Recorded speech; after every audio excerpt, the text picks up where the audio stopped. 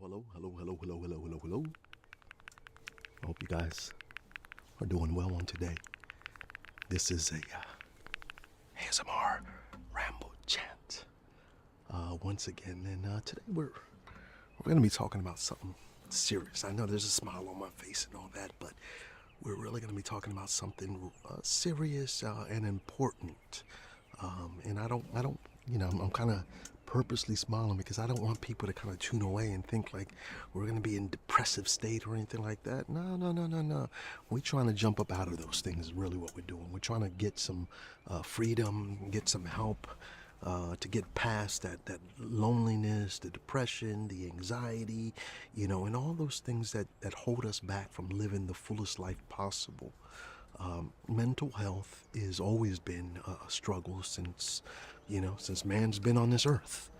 And our emotions, we have emotions, and sometimes it's hard to rein them in. Sometimes it's hard to regulate them. Sometimes they kind of go out on their own and do those things, and sometimes we can't even understand them. Why do I think the way I think? Why do I feel the way I feel right now? And so I want to talk about that a little bit. First of all, when we're dealing with mental health, the important thing to definitely be able to share and to say is that mental health or it doesn't mean you're crazy. There are a lot of people go, oh, I'm struggling, or even, I'm thinking crazy thoughts or wrong thoughts, and we'll throw that word out there. See how I just did it just naturally. We'll just throw that word out there, and we think because we're going through something emotional, something like that, there's just that label that put on. You're insane, you're crazy, you're going off the deep end, wild side, whatever it is you want to put out there. But the important thing for us to recognize is that everybody goes through challenges with their mental health. Everyone. Now, some people have it a little more, severe, and others are able to kind of bounce back a little quicker, and some it takes a little more time, and some they're on constant, going through those ebbs and flows and ups and downs and things of that nature. So we want to make sure that one thing about we kind of destigmatize the labels and the ideas around mental health, and I really think over the years we've actually done a pretty good job with that. I remember, earlier in my life, it wasn't really a lot talked about a lot, and there was a lot more information, about mental health. There is a lot of resources online, and especially us coming out of this COVID, all of us know how important mental health is. Let me just share with you something.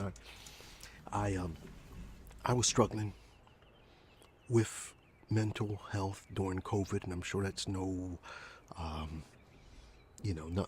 that anyone else hasn't had to deal with also. But it was challenging, and if anything, it taught us that we have to sometimes. How do I put this? Well. I'm just gonna leave that alone. What I'm just gonna say is, because I just kind of flew away from me right now, and I'm not that word. All right. But destigmatizing it and saying, look, it's okay sometimes to not be okay. All right, it's part of life. Now the problem is when I can't shake it. When it's been going on for a while, so some days I'm mad and upset and angry. And sometimes it carries over a day or two, even. Two's a little pushing it to me, but when you start seeing a week, 2 weeks, 3 weeks, it may be time to talk to somebody. And there are so many resources out there now, and so please, if you're feeling overwhelmed, seek help. And that's the key right here. That's really where I want us to get to that part where I'm talking about making sure we're not looking at our mental health and those times where we get stuck in one of those emotions. Depression, fear, anxiety, you know, sadness, grief, loneliness, purposelessness, the feeling of, well, I don't know how to put this into words, but do I even matter in this world? You know, these are things that come to our minds. Is it, okay for me to have these feelings, even sometimes hurting so much that you can't tell anyone? No, no, no, no, no, no, no, no, no, no, no, no. When it's a secret, it's gonna hurt you.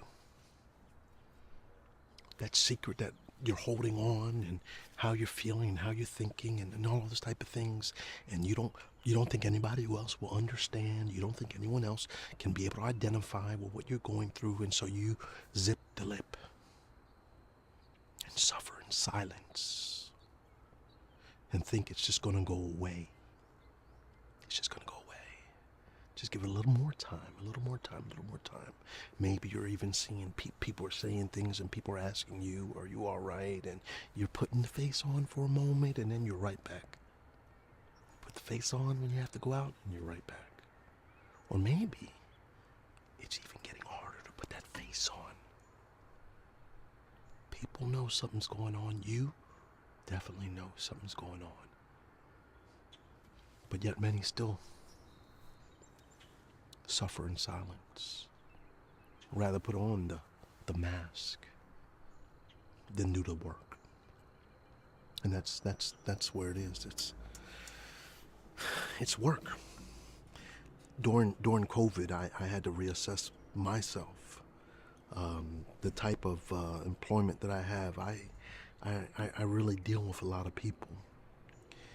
And I found that my tolerance for others was starting to wane as a result of my own state.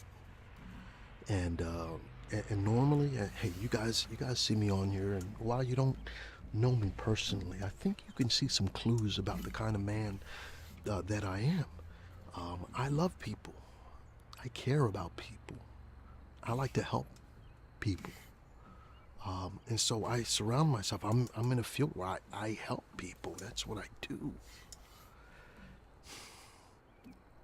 But it's hard when you're hurting. When you're hurting, to be the helper for someone else. And for myself, I was suffering in silence. Suffering in silence.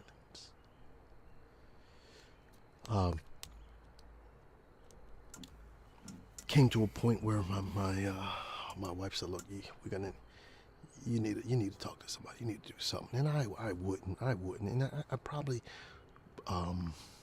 was resistant because of fear and embarrassment and things of that nature. If I go talk to someone, I'm supposed to have it all together. I'm the one people look up to. I'm the one people run to for strength. I'm the person that when someone's in need, they call me. When a family member's in trouble, I get the phone call.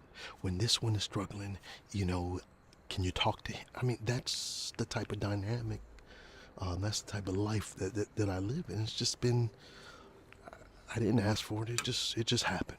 It just happened that way. Family dynamics, and all of that kind of stuff. And let me rephrase that. It is who I am. I said that earlier. It is part of who I am. However, even a strong man wears down. Matter of fact, I think somebody just said that. I was talking to somebody, but it was a woman. But even the strong, you're gonna wear down at some point. And what happens if you don't have anyone to talk to? What happens if you do have someone to talk to, but you won't talk? I've talked to some people, and finally, there's a few that took my advice and went and got help and all that. And one which had to be put on medication. And the medication helped to aid and regulate emotions and all of that. And had the conversation not happened, had they not been willing to step out there and to talk to someone and to be able to at least take that risk of finding out how can I get help, they wouldn't have been classified. They wouldn't have been, and I know that's a fear also, misclassification and things of that nature. And you may have heard a bad story about this one person or about this other person and all that. But I want to just say this. You're going to continue to struggle for as long as you keep silent. And so it's worth taking the risk of opening up and sharing. If you need to go to a psychologist, if you need to go to a psychiatrist, then then do what you got to do. A counselor, wonderful resource that we had through my wife's job, and there's some telehealth. We have telehealth through her work, through her insurance, and that has been a blessing. Listen, I have a hard time talking to people about me. In the general sense, no. Generally, no. But when it comes to deep me, it's hard to talk to everyone, because you don't know who you can trust. You don't know who you can share. So I want you to do yourself a favor. Don't share with everyone, but find a confidant. Find someone that will listen and that cares. Mm-hmm. So here are a couple of strategies. Listen, I should have put this disclaimer earlier. I am not a medical professional. Anything I'm saying is just my own personal opinion, and I'm just throwing it out there for you. And if it helps, if it fits and applies, use it. If it doesn't, hey, this whole video, eat the fish, throw away the bones. All right. But here I want to give you just a few strategies, a few things to kind of help you get past those moments. Whatever you're going through, whatever your crisis is, I mean, these are just some ideas and some thoughts. I don't know if they'll help completely in whatever situation you're in, but it's a start. It's a start. First of all, and this is something we all probably know, but don't do enough of.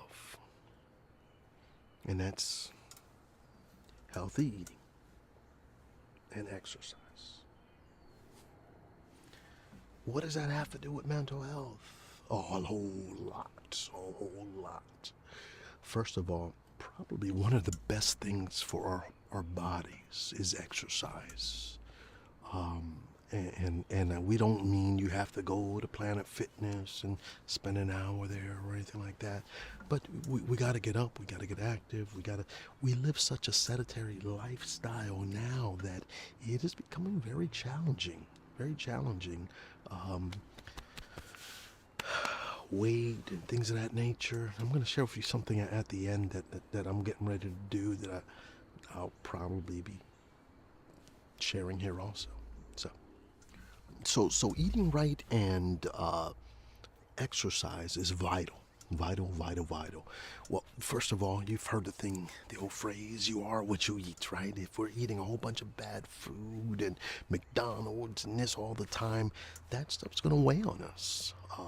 Those cholesterol and all those things, salt and sodium and all the stuff and the weight. It becomes to weigh us down. We become more sluggish. We're not as sharp thinking wise.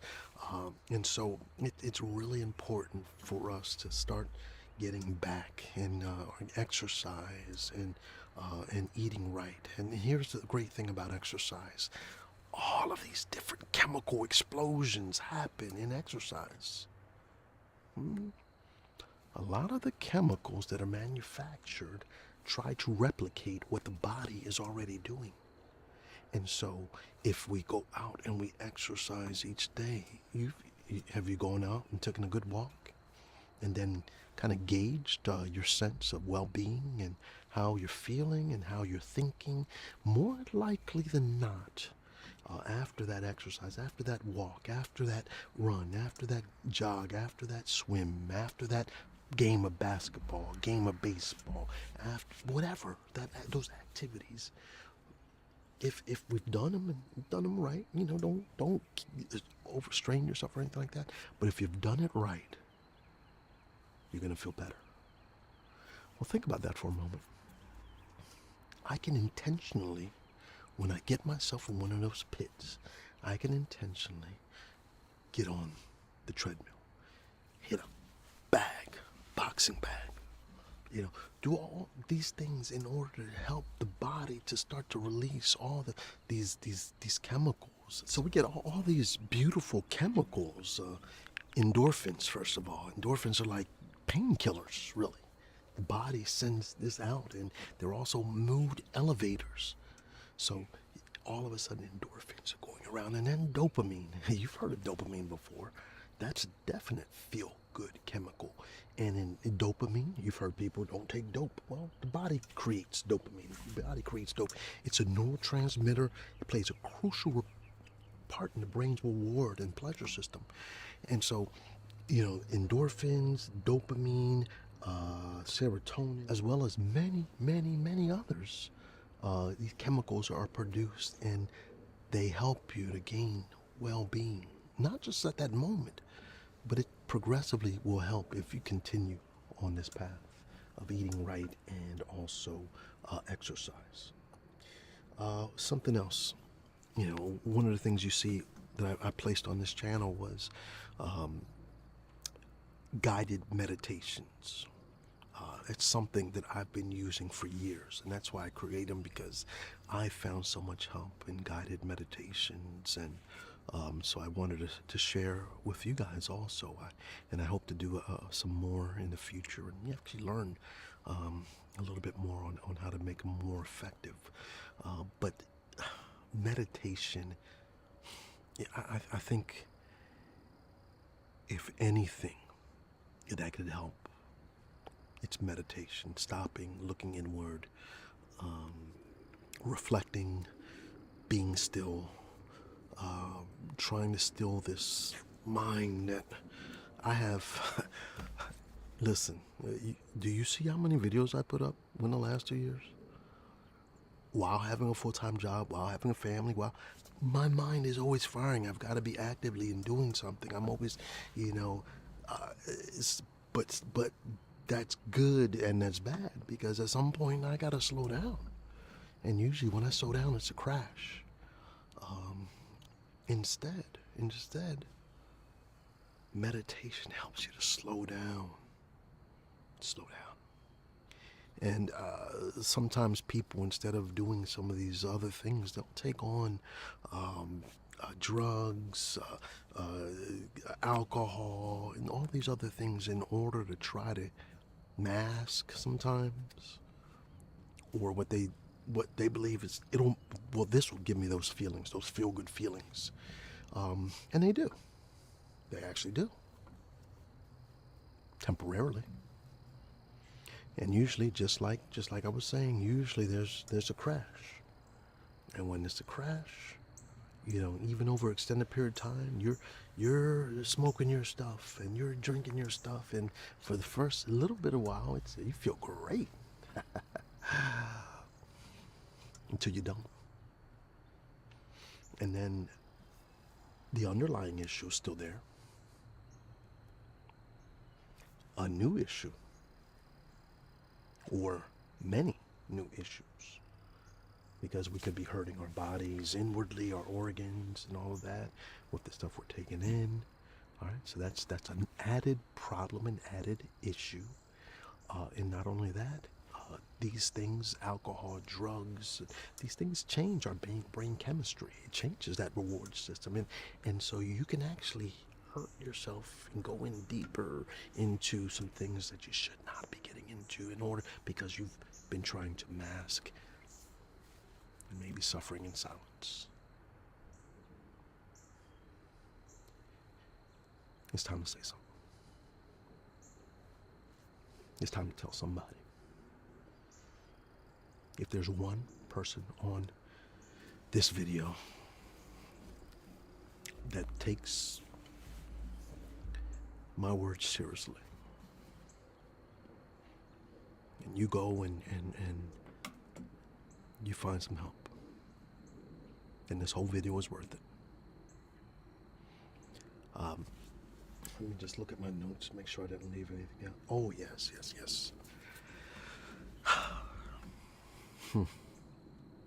We live in a lonely society, don't we? And it's challenging today. And so what I want you to do, because of, I think a lot of times loneliness, things of that nature, aid in our mental health crises, one of the things that we need to do is find friends.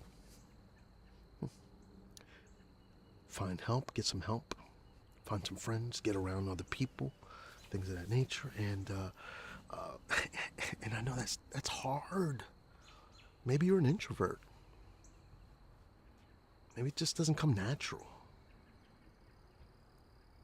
Or for whatever reason, it's just a challenge.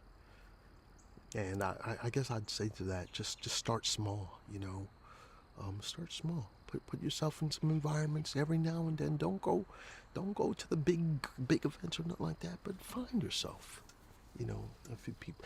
And believe it or not, there are a lot of people out there struggling the same way. You'd be surprised if you just talk to somebody and said, hey, you want to get some lunch? Hey, you wanna go to the movies? Hey, you wanna someone else is probably sitting there going, man, I wish I had someone to go to the movies. I wish I had someone to go to that concert with. I wish I had someone to do.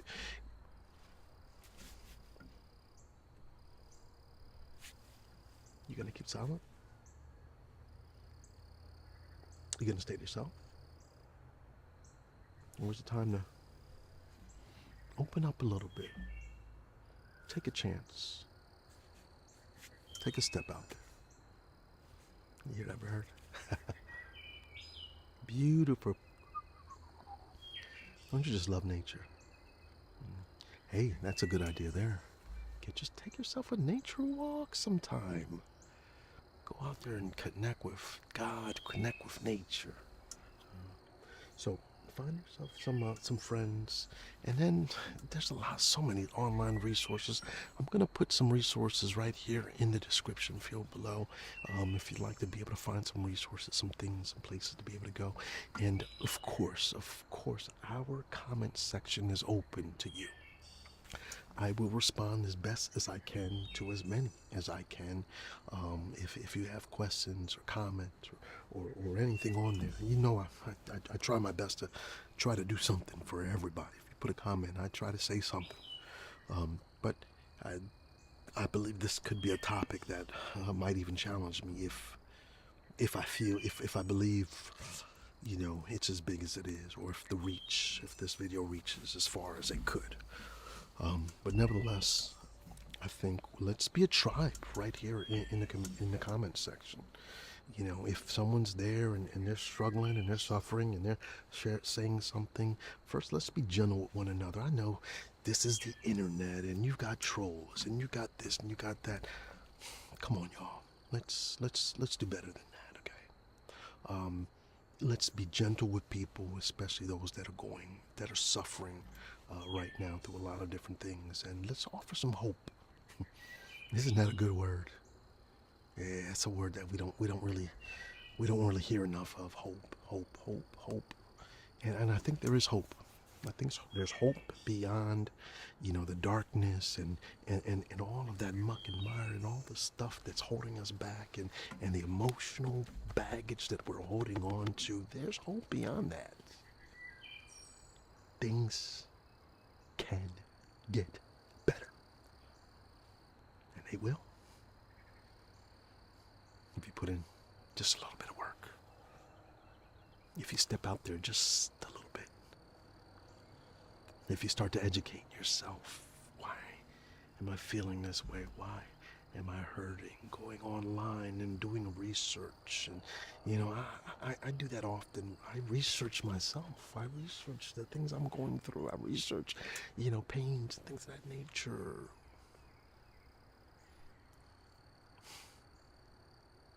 If you want to feel better, I put this. You got to do the work. If it hasn't just gone away by itself, I guess you better figure it. Maybe it's not going to go away by itself. Maybe I got to put in the work. Maybe I got to tell somebody, eat better, exercise, take a daily vitamin. We do not get enough vitamins. Take a good daily vitamin. And then, of course, know yourself and be honest with yourself. Share and talk to others. Look online about ways in which you can learn more about yourself and what you're going through. And then also, take that step out there if you need to. Talk to a doctor. It can get better, but you got to put in the work. All right, I think I'm going to wrap this up. I think I got a little bit more on my notes, but I think that's really the gist of really what I wanted to say. It can be better. It can be better. There is hope. There is hope. But you got to put in the work. So. All right, I know this is a little bit different type of video than I normally do, but I think it's needed, and I hope that it blesses someone. I hope that it challenges someone, and I hope that someone is better because of this video. Now, I told you at the end I was gonna share something that I plan on doing. Every now and then it almost feels like my body calls for a reset. If you look at probably one of the earliest videos I did, it was the Dr. CB Duck Flower Challenge.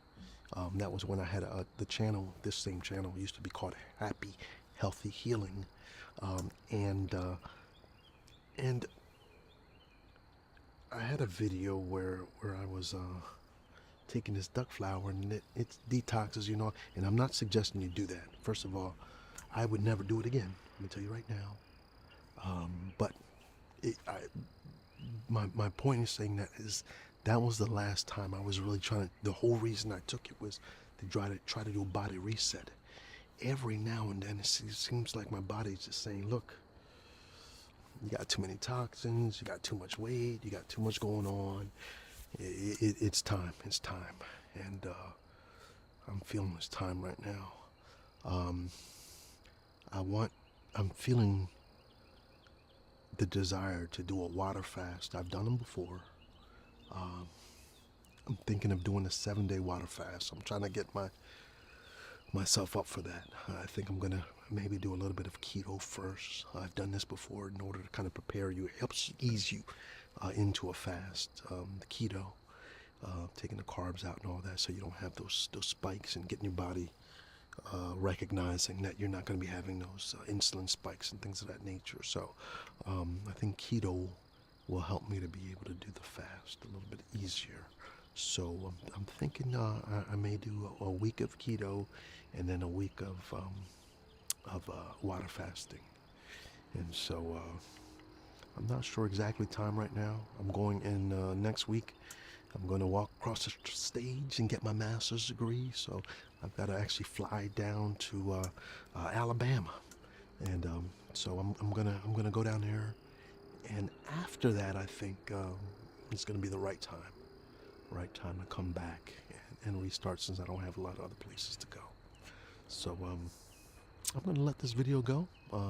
Let me know your thoughts.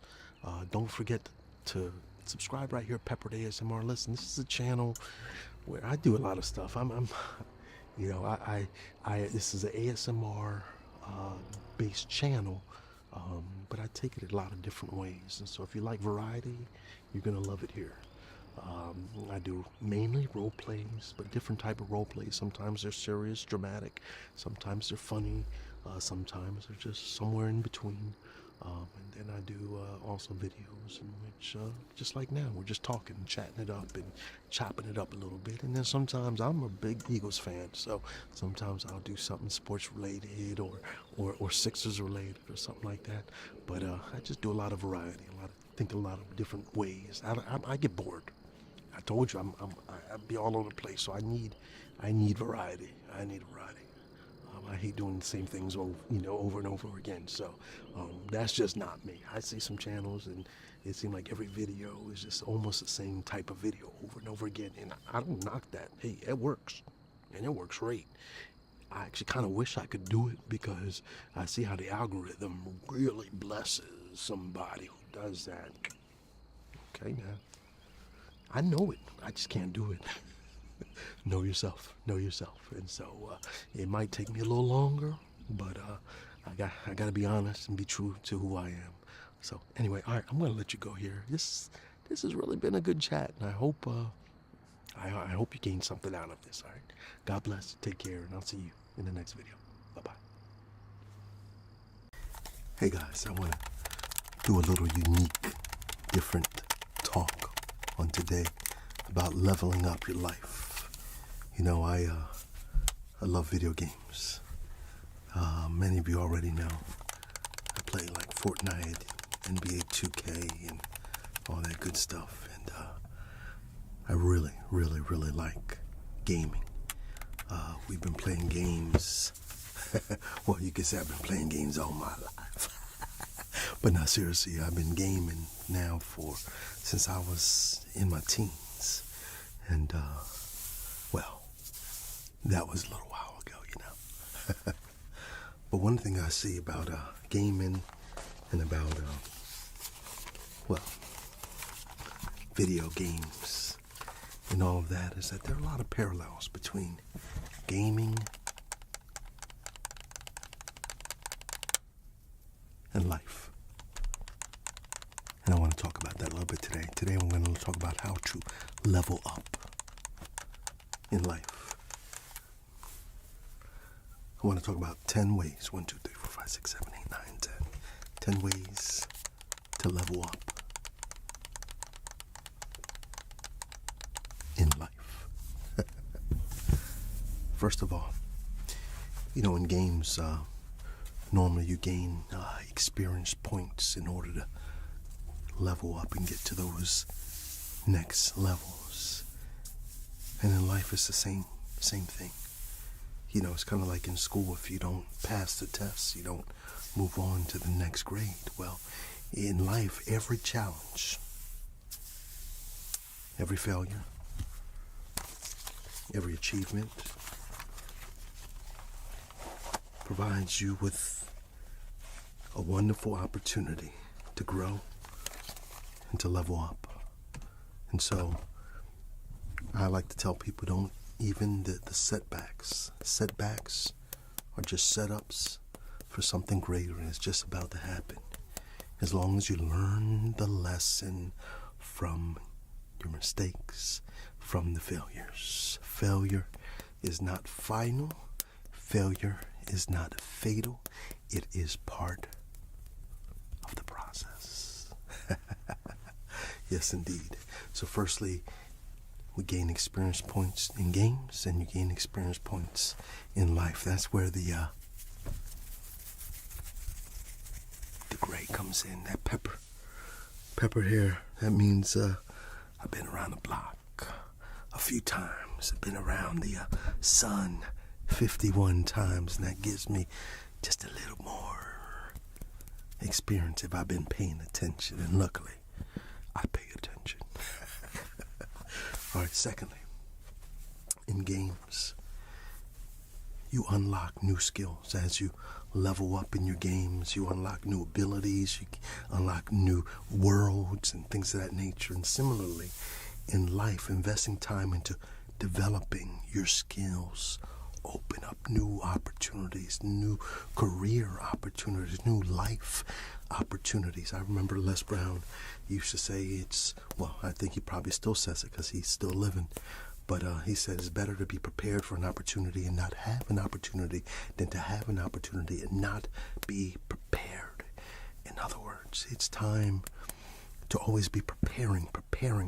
I don't know if you've seen some of the things on my channel right now, but I've been incorporating some of the new AI stuff, and some of you like it and some of you don't. And I understand whenever there's change, whenever there's something new, whenever there's someone comes to break the norms and all of that, people, don't always embrace it right away. But I'm learning new skills because you never know. They compound. That's one thing I learned about learning new skills. They compound with one another, and as you continue to build upon that base and you start to be able to see things and start to be able to operate in ways that other people couldn't because they haven't unlocked those new skills. Unlocking new skills opens new doors. That's why school is important. That's why VOTEC is important. That's why trade schools are important. That's why, the apprenticeships are important. They help you to unlock new skills. You don't have to go the traditional route. Even if you are your own business owner, you have to train, you have to learn, you have to grow, you have to find out. Even if you're a doctor, you have to continue to get other certifications and continue to each and every year to refine yourself to learn the new things that are out there. If there's nothing new that you're learning, then brother or sister, you're going to be a relic of the past. All right? Get with what's new, learn it, embrace it, and allow it to help you, etc., etc. All right, three. One. I think we've done 3. Setting goals and quests. See, games provide you with a clear roadmap. They give you objectives. They give you quests that you have to, in order to follow and complete. And if you do all of those things, then you can get the prize, whatever the prize is, whatever the win is. Well, what's your win in life? All right, what would that look for? And in order for you to get that win in life, you too are going to have some goals. You're going to have some objectives, and they're going to need to be clear. They're going to need to be what they call SMART goals: specific, measurable, attainable, realistic, and time. Time is the T. So there's a time frame that all this stuff has to be done by. So there's SMART goals. They can help give your life direction. They can help you to be able to have that sense of purpose. They can give you more of a framework to be able to work by and in. All right. So set goals and quests. Number 4, número 4. Leveling up your stats. See, in games, you are allocated points to improve attributes like your strength or intelligence or charisma or whatever it might be. And in life, focusing on key areas like your health, knowledge, relationships, and emotional intelligence. I think I shared with you guys a few whiles back, and I was tempted to actually do this video today talking about the importance of our relationships, but it's coming soon. It'll be part of the same series.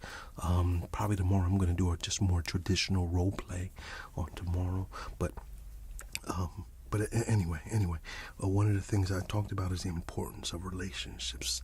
Level up in stats, gain the attributes, help yourself in all these different areas, your strength, your intelligence, your charisma, and all those things are going to help you. Building relationships, having your health right. Listen, if your health ain't right, ain't nothing else right. You can't think right, you can't live right, you can't act right, you can't do right if your health ain't right. So all these things work together. So if you want to really level up your stats, then you've got to take care of every little area. Your health, your strength, and all of those things. Now, number 1, 2, 3, 4, 5. Number 5, finding mentors and guides. Mentors and guides. Now, games often have something called NPCs, non-playable characters. The non-playable characters, sometimes you'll run into them and big old bubble will come up and there'll be a great big, something in there is talking to you and telling you something, and they're going to provide you with guidance. They're going to give you clues about where to go next and what to do, and so I want you to think about that in relationship to mentors. All right, a mentor usually has gone through or seen similar circumstances, situations than what you are. You're not going to be looking for a mentor, someone who has no experience in that area. You're looking for someone who is experienced, who went already through the different challenges and came out the other side, who has been battle tested, and they've already become victorious, and now they can share, they can drop knowledge on you, they can give you guidance. They're like those non-playable characters in which, boom, the bubble comes out and it says, hey, you might want to do this. You might want to go. And sometimes that's the thing about mentors, mentorship. Sometimes you don't get exact details all the time, but you just get clues. All right? A good mentor isn't just going to, hey, get out the way and let me just do it for you, or give you the full step plan from A to Z or anything like that. No, but they're going to give you the clues, and you've got to always keep your eyes open.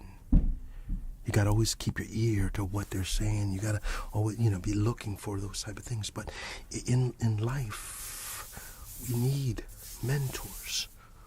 We need information. There's so much confusion out there.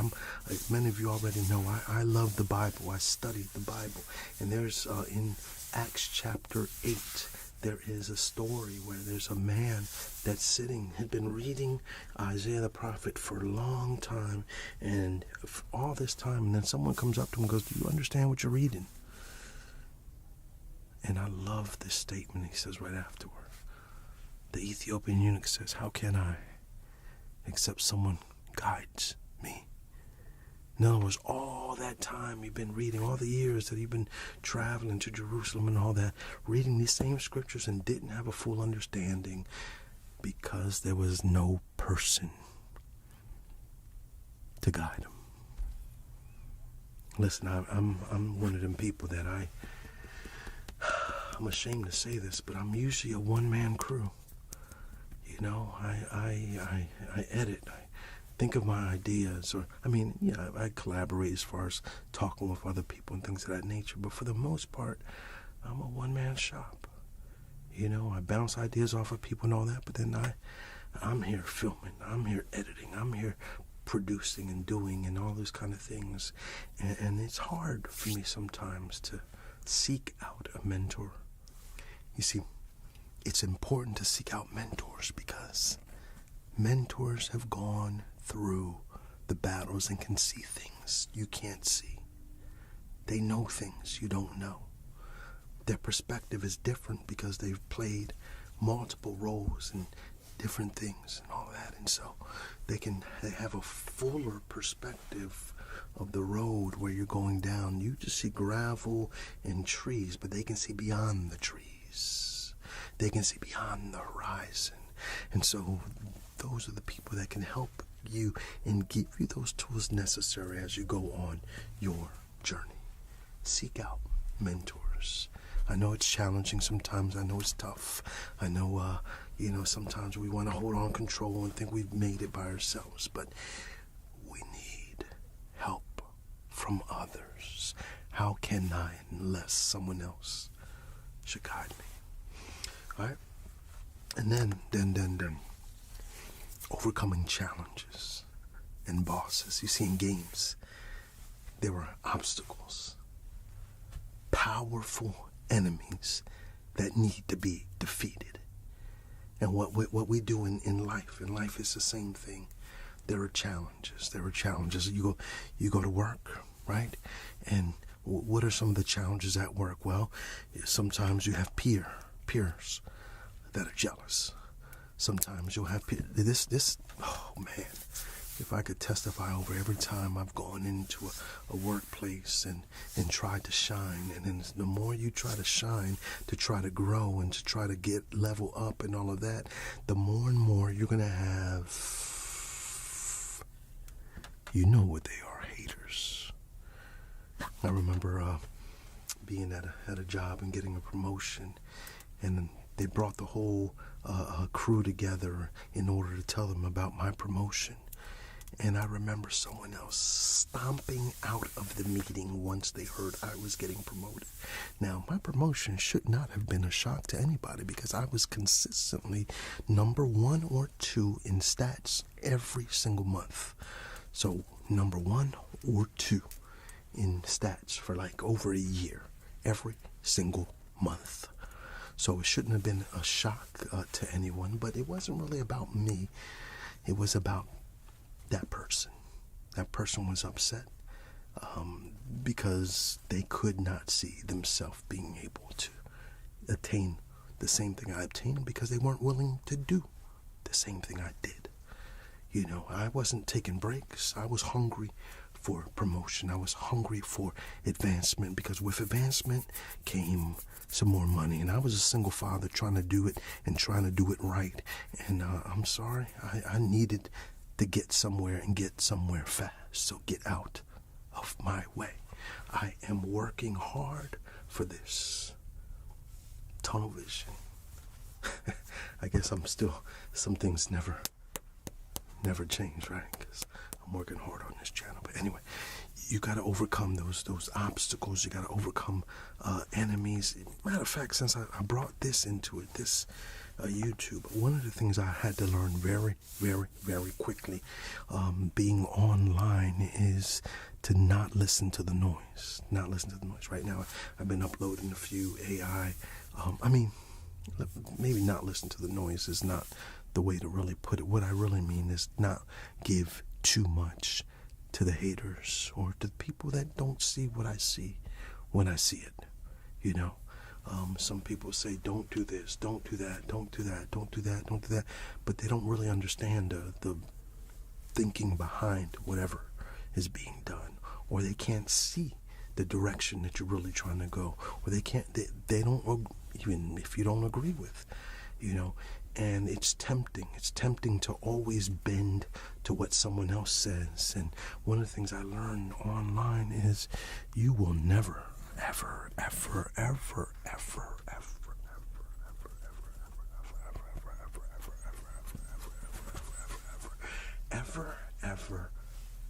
ever be able to please everybody.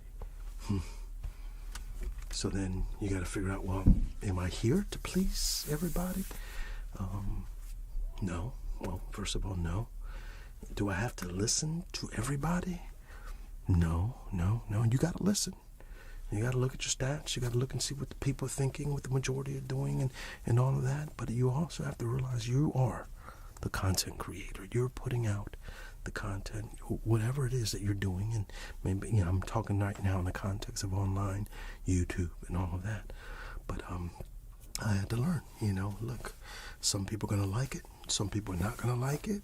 Some people are going to unsubscribe. You know, whenever I throw out something about faith, you know, I put out my Easter video, I lost subscribers. Whenever I say God or Jesus or anything in sometimes I lose subscribers. Well, what am I supposed to do? Just stop talking about God and Jesus, which is very dear to me and important to me? No, I'm the creator. This is my channel. And so if you don't like it, unfortunately, some of us are not willing. See, I'm willing to take that loss. I'm willing to take the loss in order to gain someone who is willing to accept. I'm not saying you have to agree, but you're willing to accept that I'm able to put my view out there, you know, and you'll accept that that's his view, right? You don't have to agree with it, but don't beat me up because I put out my view on my content on my channel for you. All right, so you've got to overcome challenges. You got to overcome bosses. You got to overcome trolls. haters, peers, people that see you as a threat.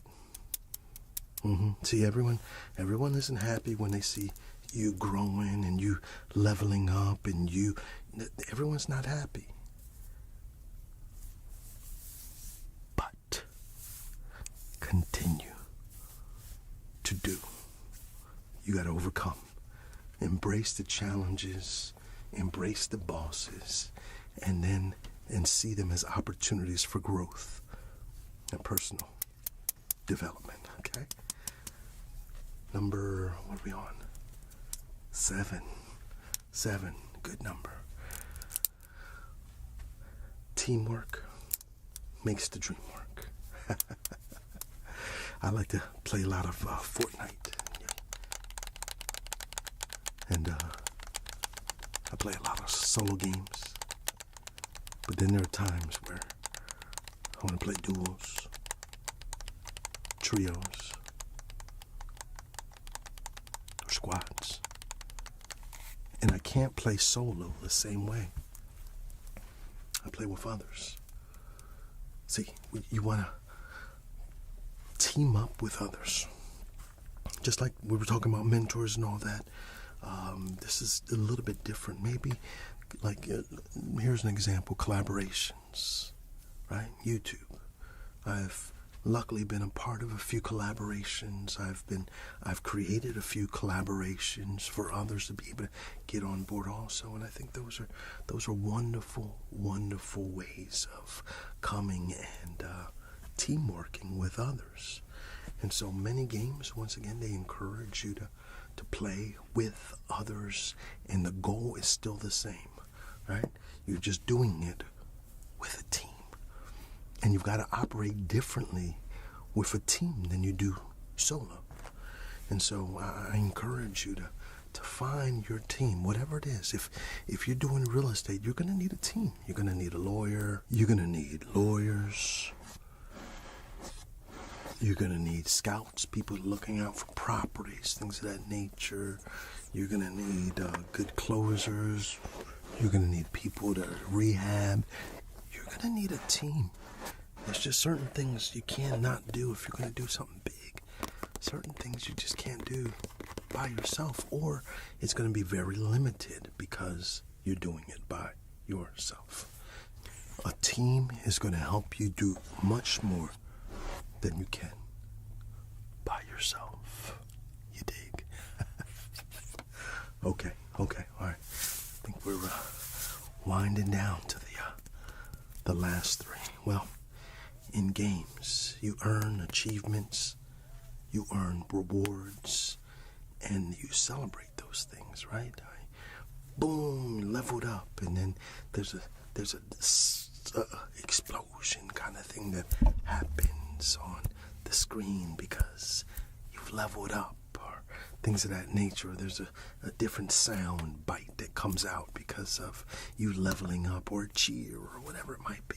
Somehow you are incentivized by throughout the game, by these different rewards and different achievements and different levels. I play NBA 2K, and depending upon what level you are, some people don't play with people that are level 1s. They only want to look at people in the level 20 or level here or level there, and whatever it might be. So with each level comes a certain sense of status also. And so we want to level up. You want to celebrate your wins, no matter how small they are, and use them as motivation. Use them as motivation to be able to continue pushing forward. All right? So celebrate your wins, no matter how big, no matter how small, and use them as motivation to keep pushing forward. Ooh, we are almost there. We're almost there, y'all. 2 more. Let me get a little potpourri fragrance in order to close this out on today. That actually smells pretty good. Potpourri before you go toilet spray. It actually smells pretty nice. in games,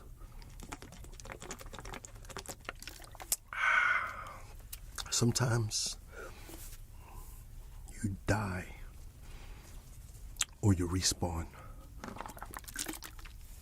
Fortnite just came out with a new gameplay called Reload. And what it does is when you die, you're not really dead. After a little bit of time, you respawn, right? And so you're back in the game. As long as there's one person on your team that's still alive and has not died, your team is still, you're still able to get back into the game for at least the majority of the game.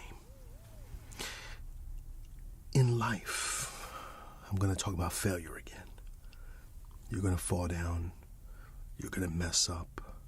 You're going to lose. All right, many. I can tell you so many different opportunities, so many that I failed in. All right, I'm a success in a lot of areas, but I'm a failure in more areas than I'm a success in. Right? And matter of fact, I believe a lot of my successes are because of a lot of my failures. Right? You remember Albert Einstein thing, right? Was it? Yeah. No, not Einstein. Thomas Edison. There you go. Thomas Edison, in trying to create the light bulb. You've probably heard this so many times, so I'm going to say it again. It bears repeating because it's that important. They was asked by a reporter, look, you've tried to be able to make this light bulb and you failed at it. I'm just going to say 10,000 times. I can't remember the exact number that was given, but it was somewhere around there. 10,000 times that you tried in order to make this light bulb and have been unsuccessful to be able to do it. And do you see yourself as a failure? Someone was asking him, and he said, a failure? No. I've tried 10,000 ways in which to be able to create this light bulb. And that gives me the information of knowing 10,000 ways that it won't work, which leads me a little bit closer to the one that will. Maybe you've also seen a image of, let me see if I can find it real quick. Take a look at that. Right. Look at that. It's always too early to quit. Look at him. He's going at it. He's going for it. He's trying to get the diamonds. He's trying to get it. This one got right to that edge and he quit. And it says, you never know how close you are. Never give up on your dreams. Never give up on your dreams. Do you see that? Do you see how important it is to continue going forward, to continue to move forward? Look, even when things look like they're messing up, it's only a mess up if you stop. No, you learn a new way. Let's say you're drilling, and your drill bits break. Your drill bits break. Gotta say that slower. And then you go, oh man, these drill bits don't work. Well, go find some more expensive one. Go get some ones that are more hardened, diamond fronts or whatever you call them things. I'm not into all that kind of stuff, but I know that there's some people put diamonds on the front of it because of this. It's so hard to break and stuff like that, and so it's able to get through some things. So, but what I'm really saying is, it might not be this way, but failing in this way is going to lead you to another path that you might also fail. And then you learn and experience from those ways, and you take another path, and then you get to that path, and then it's like, okay, well, that's not it. And then you get to another path, and you go, oh, it's smooth sailing from here. What? This was the path I was supposed to be on all along. Hey, listen, I feel a little bit like that right now on this ASMR channel. I tried this channel, I tried that channel, I tried that channel, I tried that channel. And yet this is probably the channel I would have least suspected would be my fit. But my fit it is, my friend. But how could I have found this? Unless unless I tried that path, and not just tried the path, decided I wasn't going to give up. I wasn't going to stop trying to search, trying to look, trying to find my place, my space, my style, my niche, my thing. Don't give up. Don't give up. Continue fighting, but don't just keep doing the same thing also. Respawn with perseverance, with a new perspective. You failed, you messed up. Now get up and go, okay, I'm not going to go down that path again. So 10,000 ways I've learned not to do is leading me closer to the thing I need to do and I know to do. And once I see it and find it, that's when you're going to be in your sweet zone. In that sweet zone. You know, when you bat, the bat, there's a sweet spot in that bat, there's a sweet spot in that bat. And that's what you want to find, that's what you want to hit with. But you got to find it, It takes some time to do so. Well, we're coming down to 1, 2, 3, 4, 5, 6, 7, 8, 9, 10. Un número 10. And this is where, if you're going to level up in life, a reality is you can't stop exploring new areas. Listen, one of the things I like about Fortnite is it forces you around the map.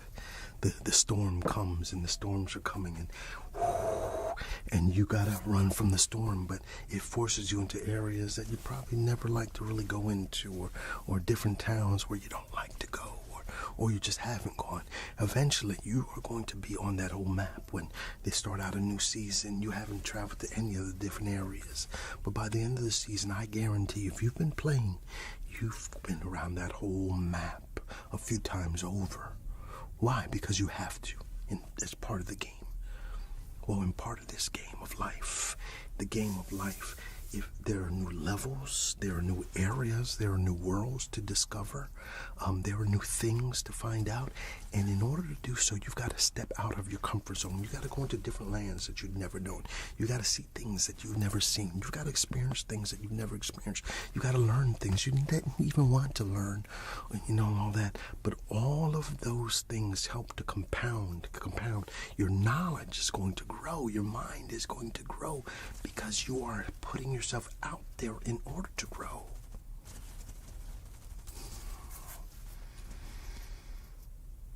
There are so many things I learned that I don't use. That's an odd thing to say right here at this time, in this moment. But those things opened up another door and another avenue. See, let me say it like this. You might, just like the example I was talking about, going down this one road, and you're learning from every experience, from every failure, from every challenge, from every experience you learn. Right? You learn as you learn people, and you learn different ways of doing things, and you get more proficient in this area and that area and that area. And then all of a sudden, you're able to kind of connect things that sometimes someone else can't connect, right? You're able to connect ASMR and food, or ASMR and astronomy or astrology or history or this or that, or and it doesn't have to be ASMR. I'm just throwing that out there as an example. But you're able to make all of these different connections because you've had a taste of that. You've had a perspective in that. One of the things I like to do is brainstorm with people. I'll throw an idea, and I've got some people. My sister is a really good one, and I brainstorm with her. My brother's another good one. I brainstorm with him, and we brainstorm, and sometimes we throw out some weird, abstract, crazy things up on the wall, some thoughts, and some things I go, oh, no, I will never do that. But just the fact that it was thrown on the wall and explored, it opened another thought and another idea of something to do. So, but without that, I wouldn't get that, the good one. Without the crazy one, without the crazy experience, without the exposure of this, I wouldn't have been exposed to that. Count it all joy. The good, the bad, the ugly. All of it. All of it is there in order to teach you, in order to help you to grow. Friends,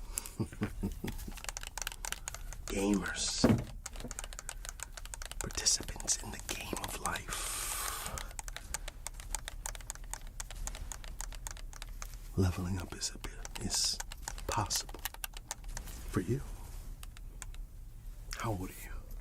You know what? One of the things I wish I would have taken seriously at an earlier age is my development. And I don't only mean school, I mean really intentionally learning certain things. Now, there are some things I did learn early on that I still am using today. And I wish there were some lessons I learned a little bit sooner, because I'd be far more advanced in where I am in life today. But I'm grateful. I'm grateful for the experiences, good and bad. They're what make me who I am today. But if I can give you a little bit of advice, keep your eyes open. Always be hungry to learn. Never be satisfied. Be always on the search for new information, knowledge, things that'll help you be better and level up in life. And there you have it, folks. 10, 1, 2, 3, 4, 5, 6, 7, 8, 9, 10. 1, 2, 3, 4, 5, 6, 7, 8, 9, 10. 10 game-changing ways to level up your life, just like you do in your favorite video games. Remember, every challenge is an opportunity. Every failure is a chance to respawn. And every achievement is getting you a step closer to your ultimate goal. Friends, now it's your turn. Now it's your turn.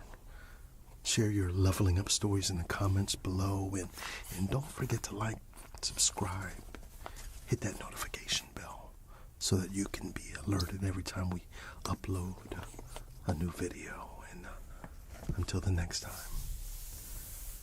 keep pushing forward, keep unlocking those new skills, and keep leveling up. Let's get it. Success is there. That win is possible. You just gotta go get it. You gotta go get it. Get it. Get it. Get it. Get it. Don't stop. Get it. Get it. Don't stop. Get it. Get it. Don't stop. Get it. Get it. God bless. Take care. And I'll see you on the next video. Bye-bye.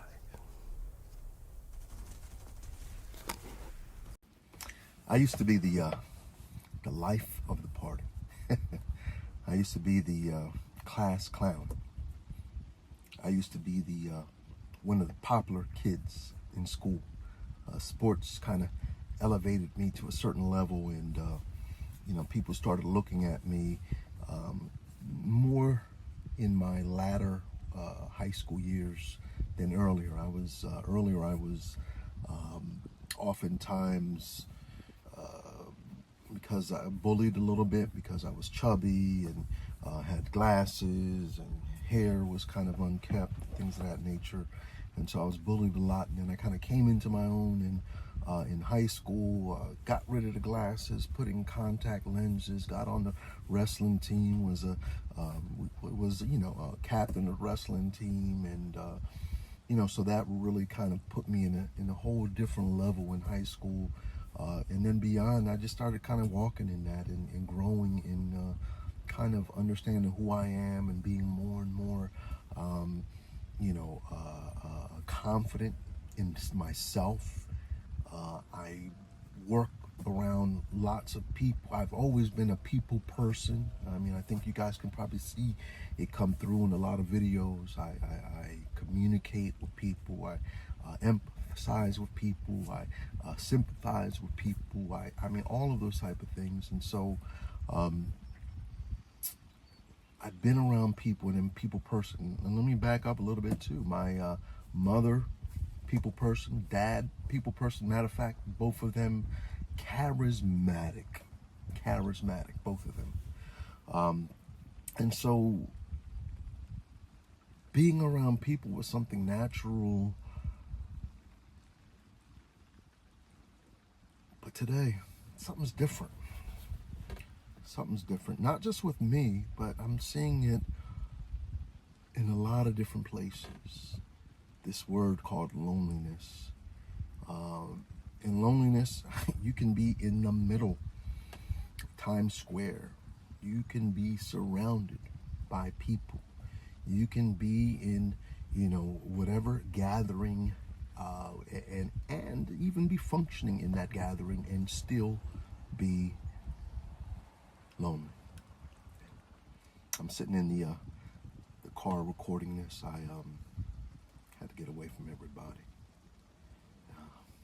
Well, let's just talk about it. And if you guys haven't already, I did a session on mental health, the truth about mental health, and we looked at that. So I will make sure to some of the stuff we're going to talk about overlaps with that, and because they both work hand in hand. But if you haven't looked at that, I'll put it up, a card up here, and definitely put it as the end screen also. So as we get older, feelings of loneliness can become more common.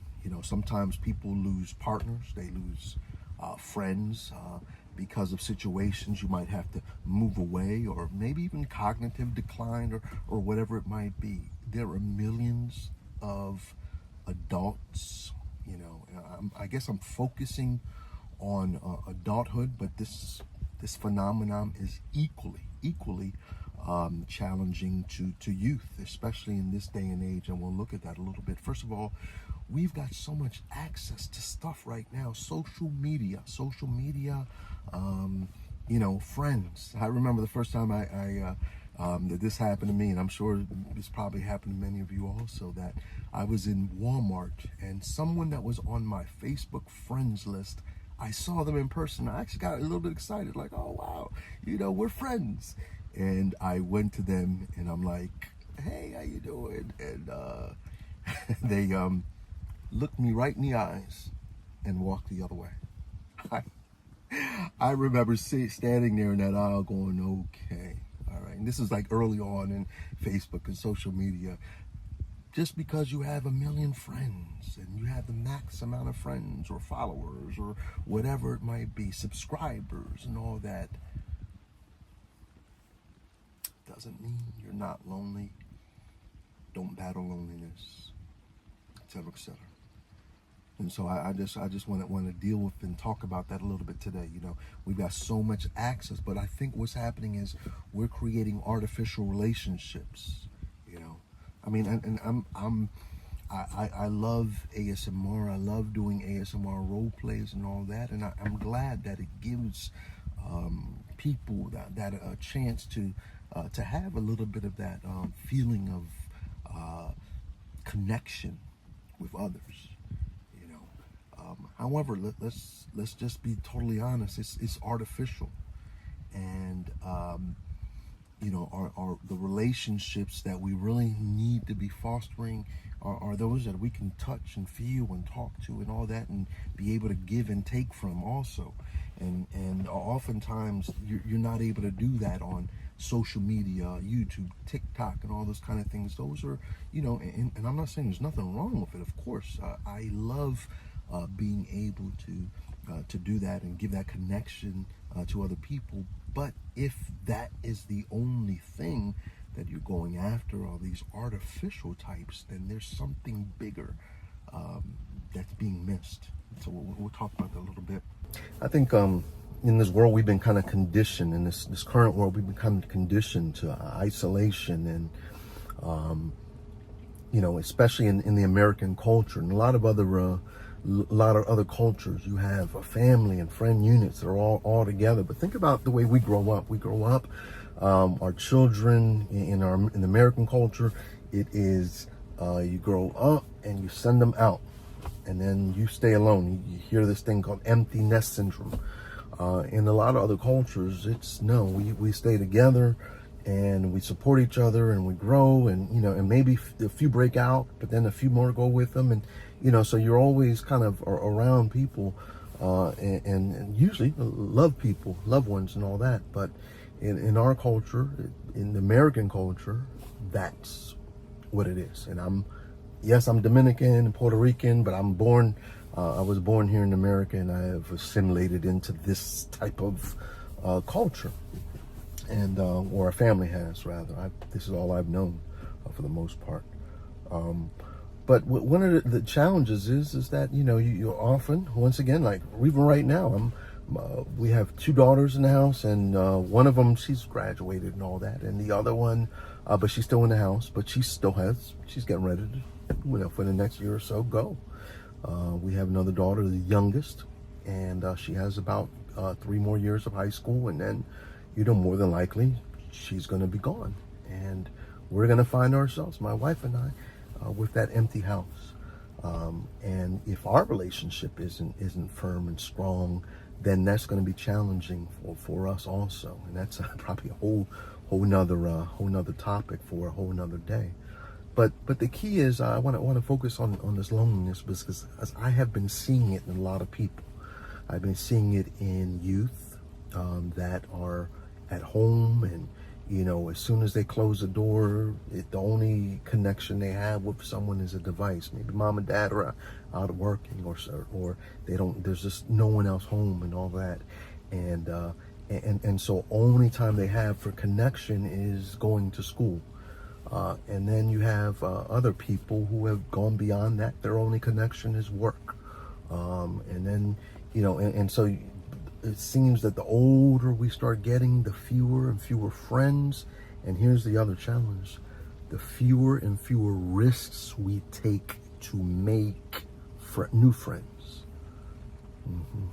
We'll hold on to the old ones for a while, and maybe even after that relationships begin to wane. But making new friends is difficult as an adult. It's challenging. And so I want to kind of talk about that a little bit. There's a guy that's on my Facebook feed, and I really admire what he did. He plainly placed out there that he was struggling with loneliness, and then he put it out there, to a few people, including myself.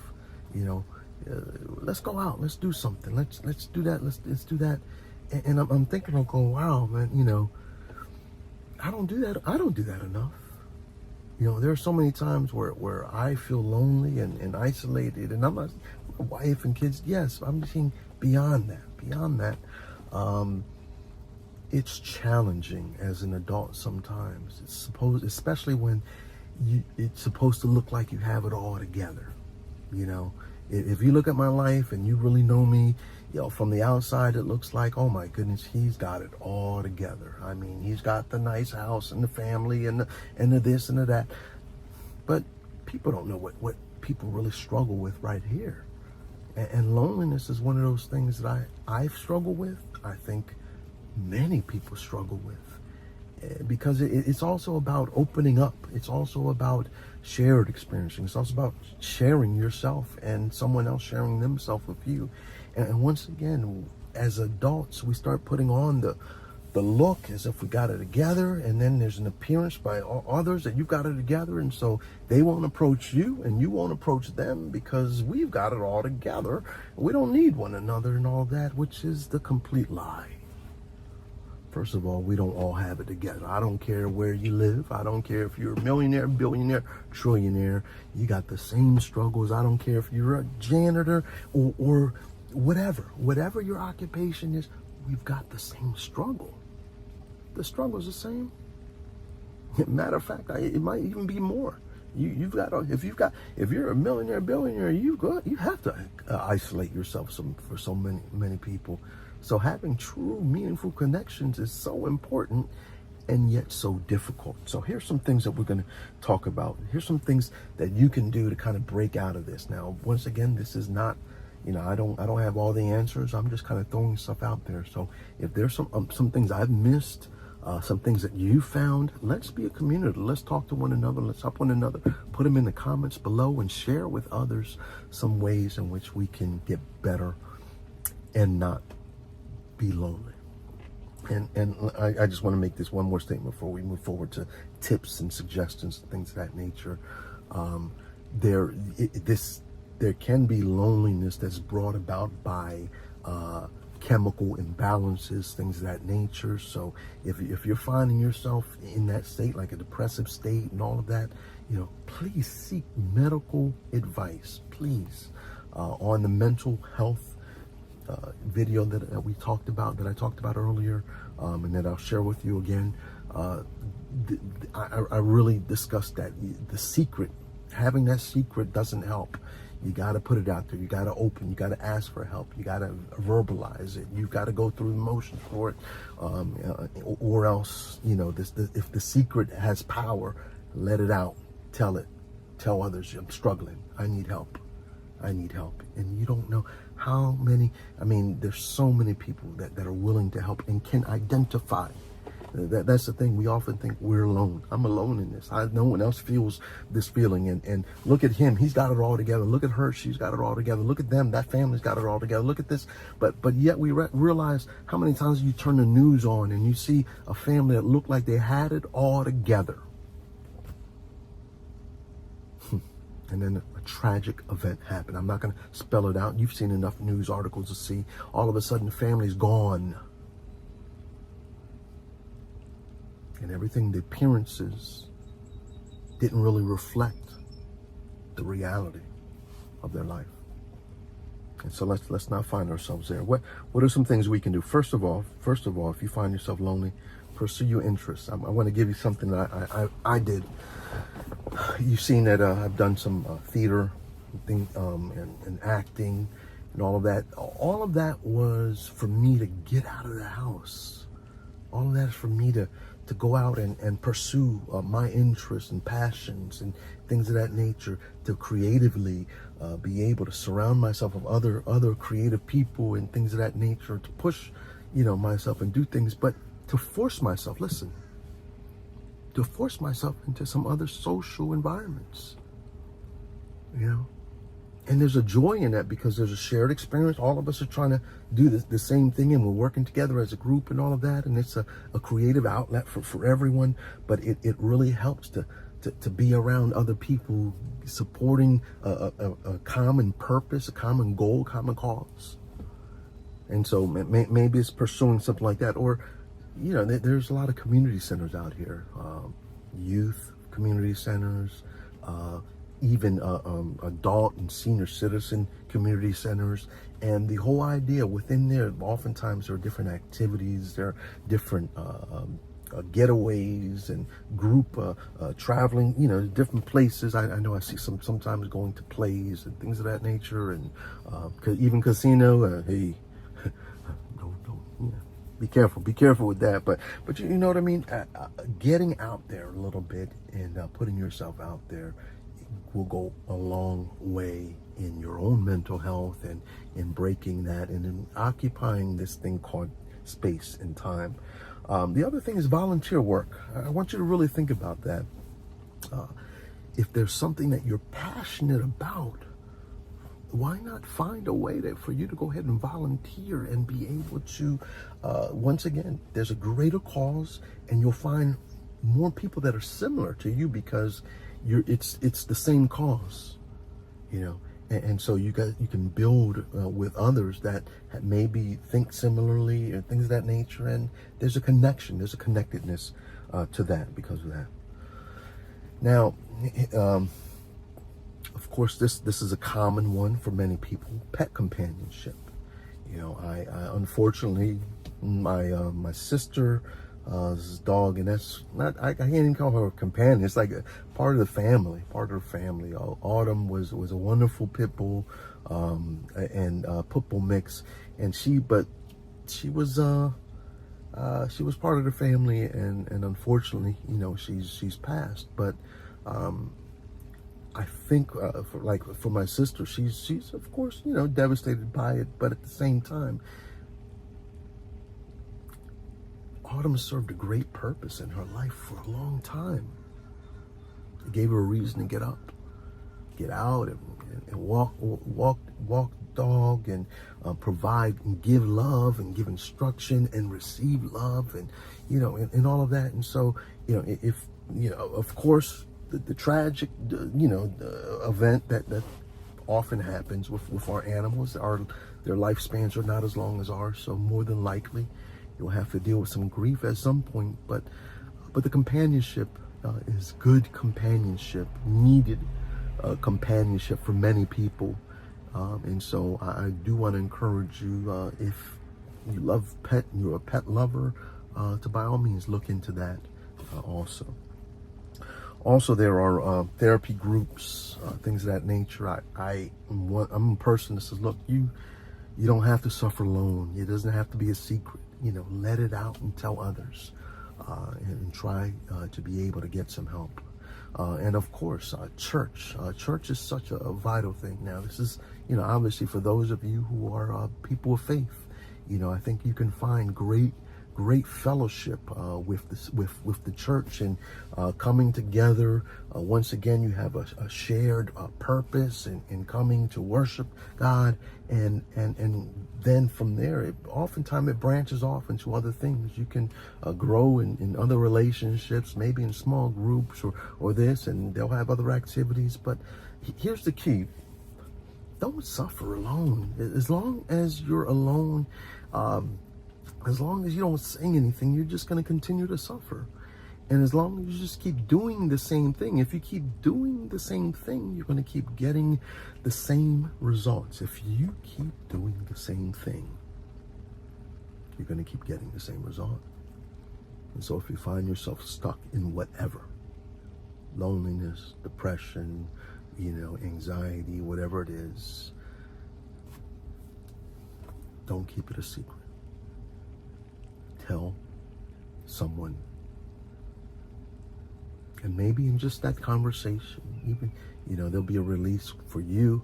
And then all of a sudden, it's amazing how many times you just put something out into the air, into, the atmosphere. And all of a sudden, just the fact that you have verbalized it, now it's right there in the forefront of your mind. And you're thinking about it. And even times when you don't think you're thinking about it, all of a sudden something happens, and you're like, okay, all right, this might be my chance. Let me go say something. Let me go do something. Let me go explore this. Let me, brother, sister, friend, you don't have to suffer. You don't have to stay in whatever state you're in.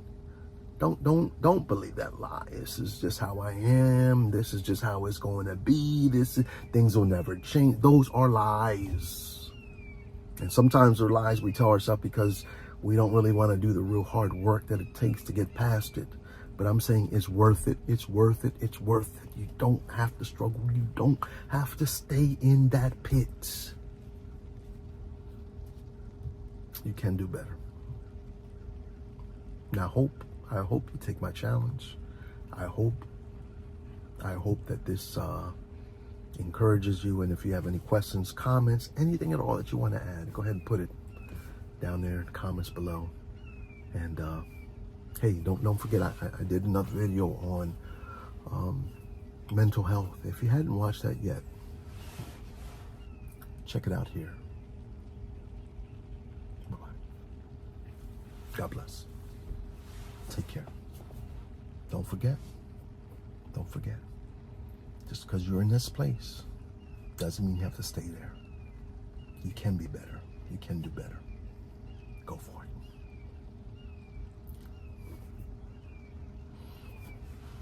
Welcome everyone. It is an absolutely glorious day out here today. and I want to start a new series, something on more on the serious side, similar to what I was doing with the mental health. But this is Unc's life lessons. Matter of fact, I can't remember exactly who suggested it, but one of our subscribers suggested life lessons video, and here it is. Here it is. I promised, and while it took a long time, here it is. Today I want to talk about, and there's going to be many in this series. Today I want to talk about change, and this is something that I think I can really talk about because I've really experienced a whole lot of change growing up. But one of the things, I'm going to throw a little bit of a few cliches out there. The only constant in life is change. You've probably heard that before. You've heard out with the old, in with the new. Change is something that we're supposed to embrace. There's something that's supposed to be so beautiful. Hey, yesterday it was rainy outside, and we pretty much stayed inside the house and all of that. And then this morning I woke up and I looked outside and just like, wow, it is a beautiful day. Humidity is low. Everything is just absolutely wonderful today. And so, just even in one instant, change from bad can go to good, and from good can go to better, and from better can go to best, and also it can reverse in order also. But there are some things we need to do when it comes to change, because change is a constant. It's always in our lives, and yet for some reason it's one of the hardest things for us to embrace. I remember reading a book called Who Moved My Cheese? And Who Moved My Cheese is all about change and people's different attitudes toward change. If in the book there's 4 different mice, hem, haw, sniff, and scurry. And all of a sudden one day they were always having cheese. In this one station they had cheese galore, and cheese was always abundant and plentiful there. But then one day they got to their cheese station, and all of a sudden, nothing. There was no more cheese. And so they all had to make a decision. Well, there were first the early adopters, Sniff and Scurry. Sniff and Scurry decided, hey, look, I guess there ain't no more cheese. Let's go find some new cheese. And they left. And what they represent is those that early on they start seeing that things are moving and things are changing and all of that, and yet they get along with it. They adapt to it. They understand that change is a constant in life, and that things are not always going to be the same, and so they go along with it and try to embrace this change and try to live in this new reality. But then, of course, you got hem and haw. Hem and haw were there, hemming and hawing. Why, where is the cheese? Where are, with all the things that we've been so accustomed to, why isn't it here any longer? And so they start making lots of not just excuses, but they fold their hands and they make demands. Demands on the situation that has already changed, a situation that is irreversible. And so they continue to stay there. And if you continue in the story, they really don't break off for a while. Sniff and Scurry have already gone and found new cheese, and Hem and Haw are still there hemming and hawing. I don't want us to be a part of that hem and haw. Sometimes when change comes in, we always have the choice of how we react to it. Let me tell you a story. There was a time I was in banking, and I worked in different banks. I was a supervisor in a bank, in a call center part of the bank, in a credit card division, not the bank you walk into and pull your money out of, but the credit card division. And I would be there. One of the things with banks is, if you're in the banking industry, you've probably gone through a few names, because the big banks eat up the little banks, and then sometimes these mergers happens and they sell off a portion of their business and a portion of this business. And so what ends up happening is you've gone through lots of different changes, and every single time there has been a change, every single time that there has been a change, there has been disruption, great disruption. Yeah, I hope these sounds are really good because there's people walking by in front of me. I've got to point it this way, but there are people walking around in front, to the left, right, and all of that. And so, um, yeah, but anyway, getting back to this, change is so important that we embrace change. Every time in the bank when I was kind of got off because of people looking at me, waving at me, and stuff like that. But every time our bank merged, there was people that were going crazy. I mean, they were wondering whether they would have a job or whether they wouldn't have a job. And I remember one time specifically, I was at Household Bank, and we were merging with HSBC. No, it was Beneficial. We were in Household was buying us out. Beneficial Bank bought out Household Bank, and I remember that Household gave us, anyone who stayed, stock options, free money to stay, to continue to hold on to your job. They were giving you money, but however, you had to agree that you would stay, and then sign your name and all this stuff. It wasn't even anything hard to do. Even the terms, there was no big terms. You didn't have to stay for a certain amount of time or anything like that. You just had to stay, right?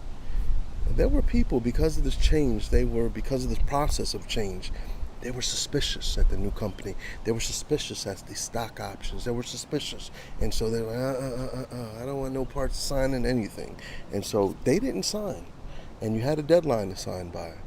Well, lo and behold, the merge goes through, blah, blah, blah. Everyone who signed gets their stock options. Many, many people were sitting there, still with their jobs, but yet with no stock options now, because they didn't fill out their information in time. Why? Fear. Fear. And that's really what we're going to be talking a lot about today. When change comes in, it distorts our reasoning, it distorts our rationality, it distorts so many different things. It brings us and whirls us into this world of confusion sometimes. Why? Well, because change naturally makes you displaces you. In the story of the four mice that were in that maze, and they were at the cheese station, and all of a sudden there's no more cheese anymore. Well, they had to make a decision. Some of them had never gone beyond that little station. That's where they always got their cheese. But now, but now, things are different. And so what did they have to do? What do you have to do if you want to be successful, if you want to grow and all that? You have to look and see change as an opportunity for growth. All right, let me tell you a few change stories in my life. All right. Growing up, unfortunately, we had to go to different schools. I've never been in the school more than 2 years. We were constantly on the move. My father was a pastor for a little while, and so at that time we were kind of hanging, moving as a result of him moving his ministries to different ministries and things of that nature. Well, then around 10 years old, 9, 10 years old, my parents divorced. So after that happened, we were kind of going back and forth from mom and dad. There was 3 boys and a girl. So sometimes, mom was like, look, I'm fed up. I can't handle all these boys, and you take them. And so we'd go back to dad. But we didn't stay long with dad either. And then we'd be going back to mom. And then while we were with each of them, we had multiple moves. I remember we were living in Connecticut. We were living in Delaware. Then we moved to Connecticut. Then we moved to upstate New York. And so we did a whole lot of movement and traveling and changes. With my mother, same situation. When we were living with her, we would be put out of apartments sometimes because she couldn't pay the rent, or because we were too rambunctious. And I remember one time we flooded out, the bathtub flooded over, and the water went into the apartment downstairs, and pretty much next week after that we were out of there. So we did a lot of changing, and I'm gonna just say right now, sometimes change sucks. And it does, because the fact it's the unknown. we like the known. We like the known things.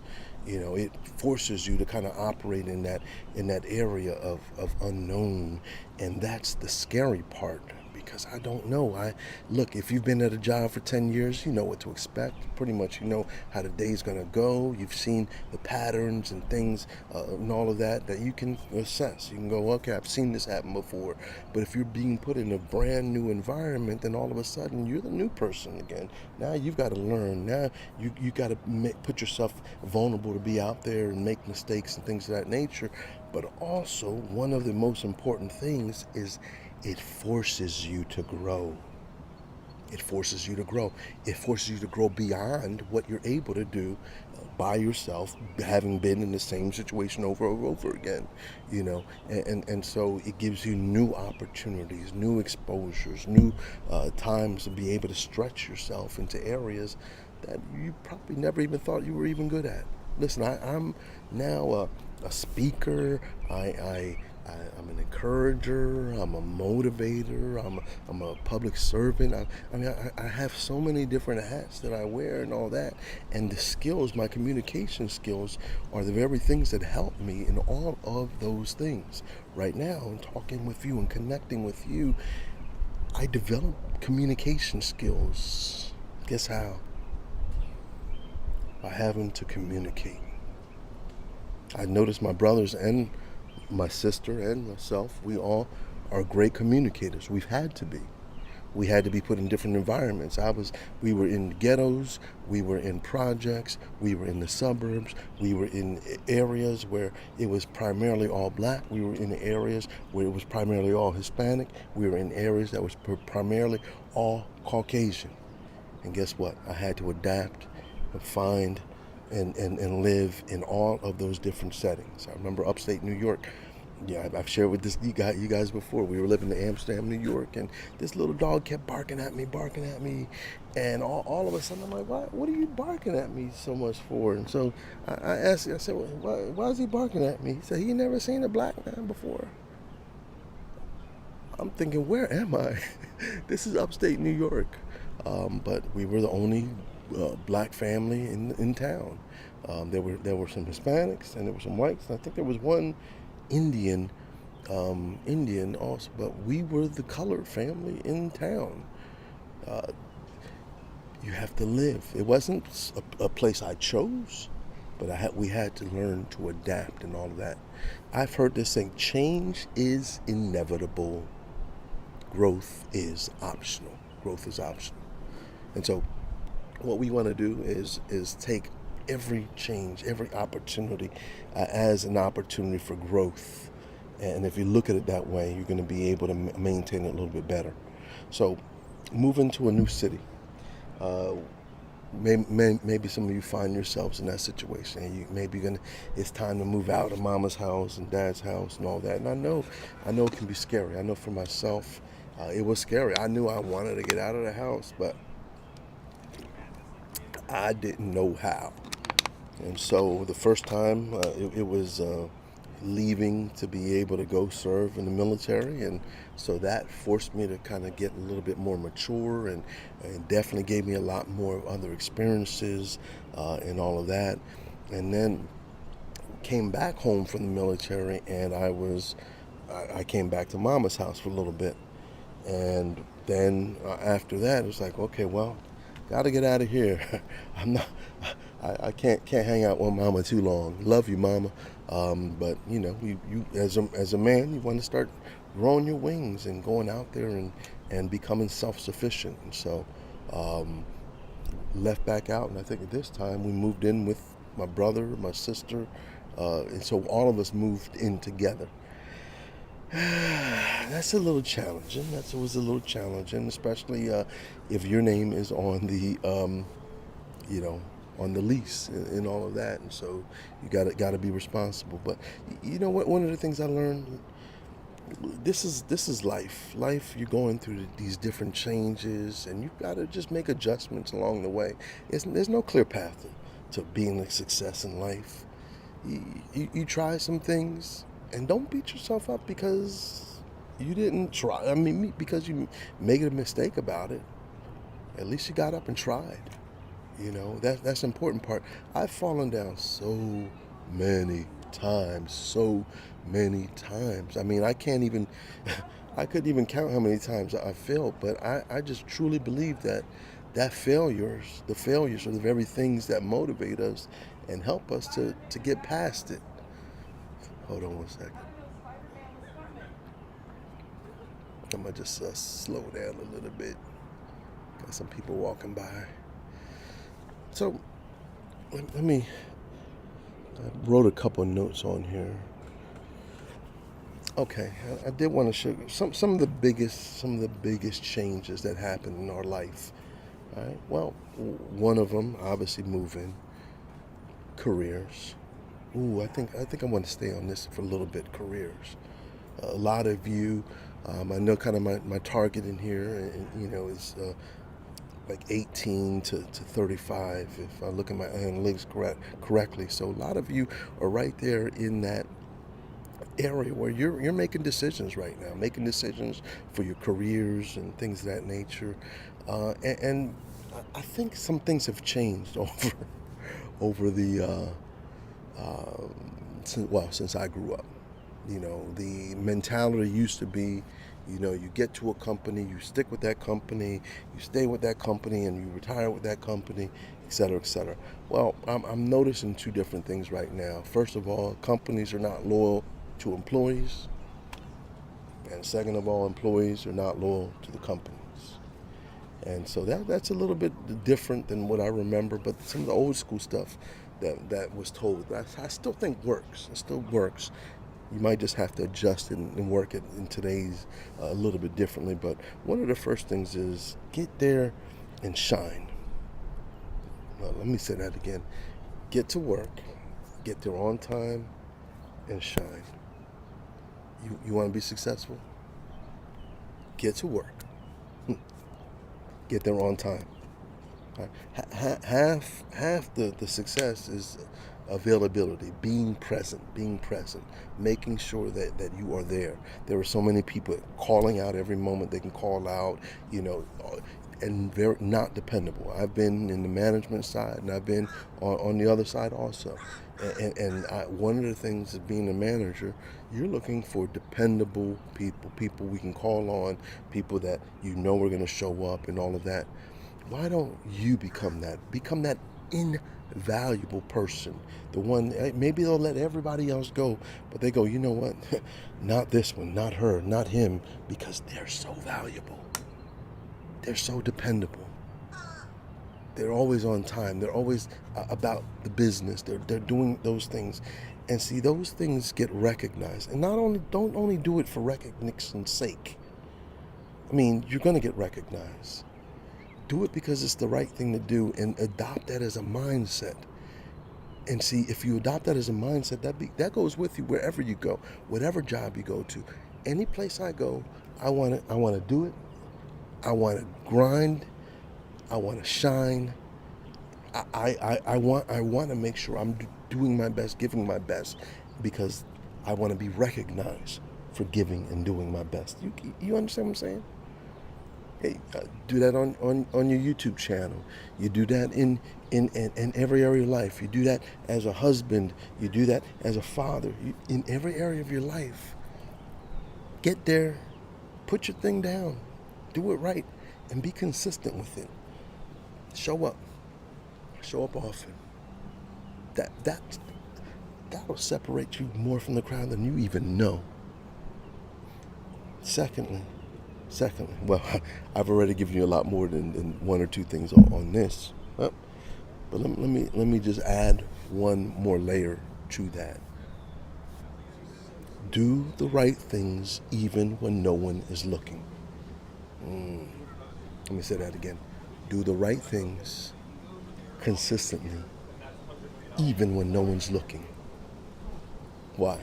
See, there are these laws in the universe. I'm biblical. Jesus, or excuse me, the Bible rather says, "Whatsoever man soweth, that shall he also reap." And I know that there are many other religions that have the very similar thing, and some may call it karma. Some of you may Just say it's something in the universe. What you put out comes back. Whatever, however you frame it and all that, I want you to understand this principle. Whatever you do, the effort you put in, eventually it will come back.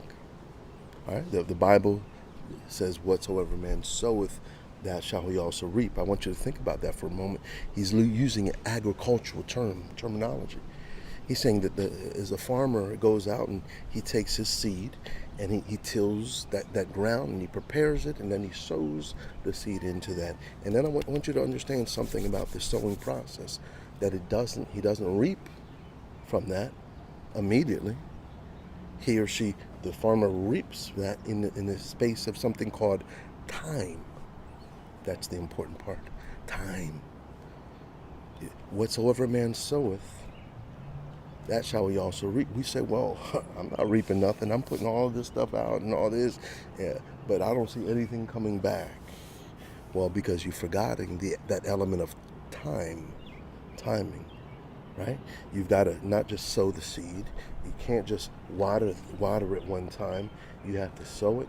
You have to water it. You have to weed out the weeds. You have to allow for the time, nature to do its work on it. While you're doing your work, nature's doing her work. God is doing his work.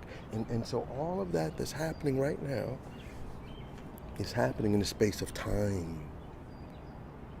But you know what happens? Oftentimes we want the microwave approach. We want the hot meal that you just throw in and you hit dot dot dot dot dot dot dot dot. 3 minutes and now I'm ready to sit and eat. But that doesn't happen in nature.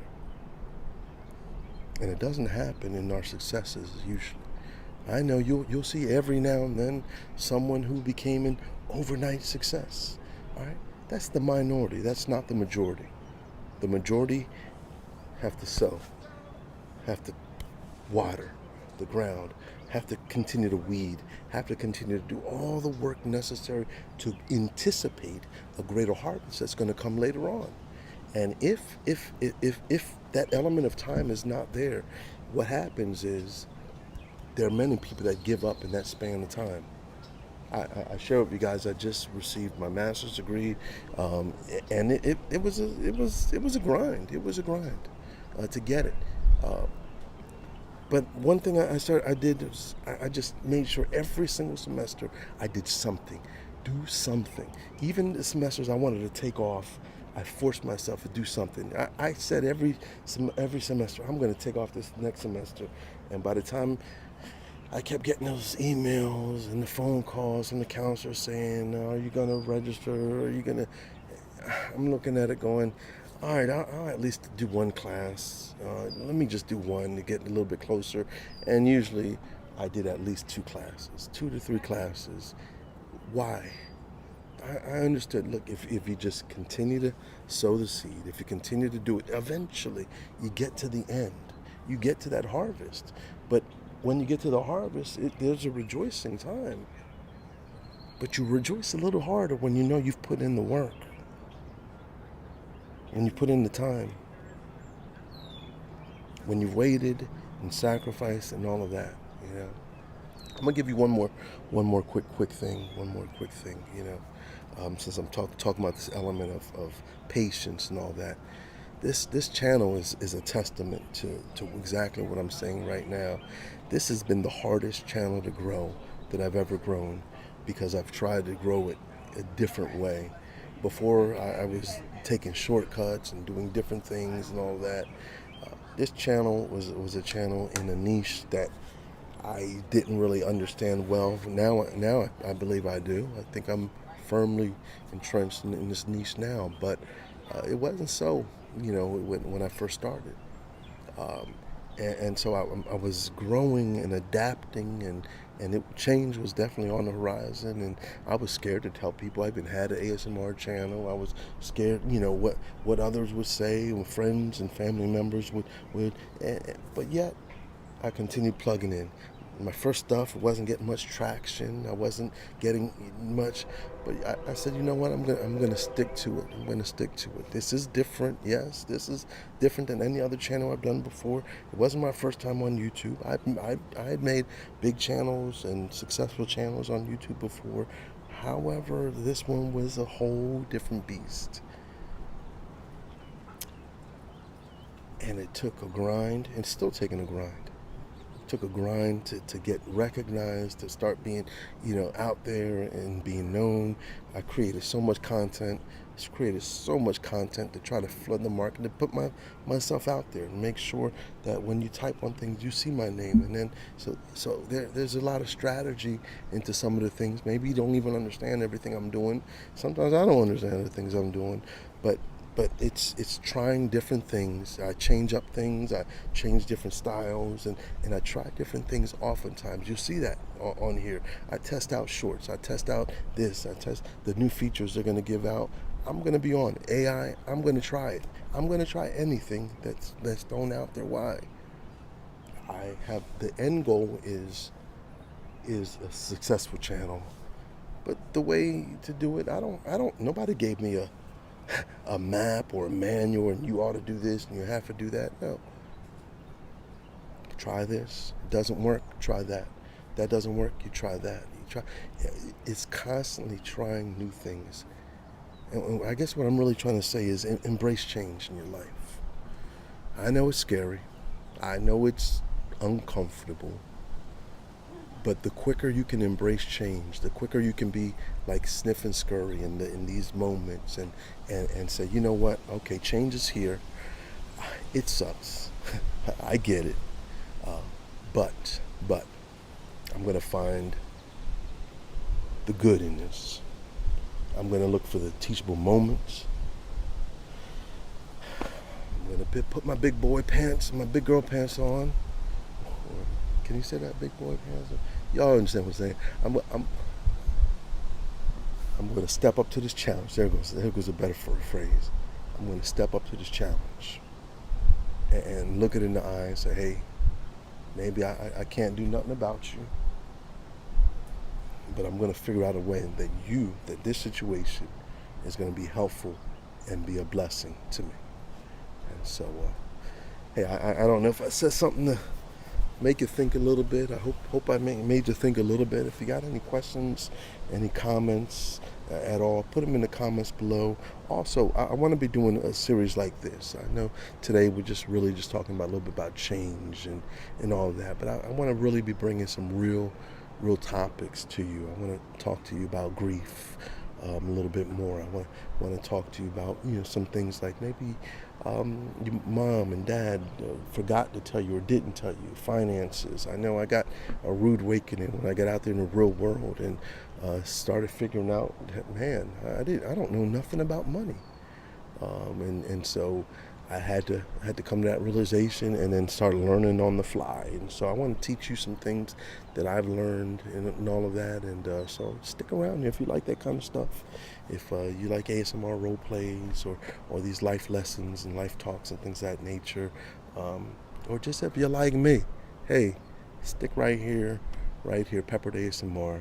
I just try to be real as we can be.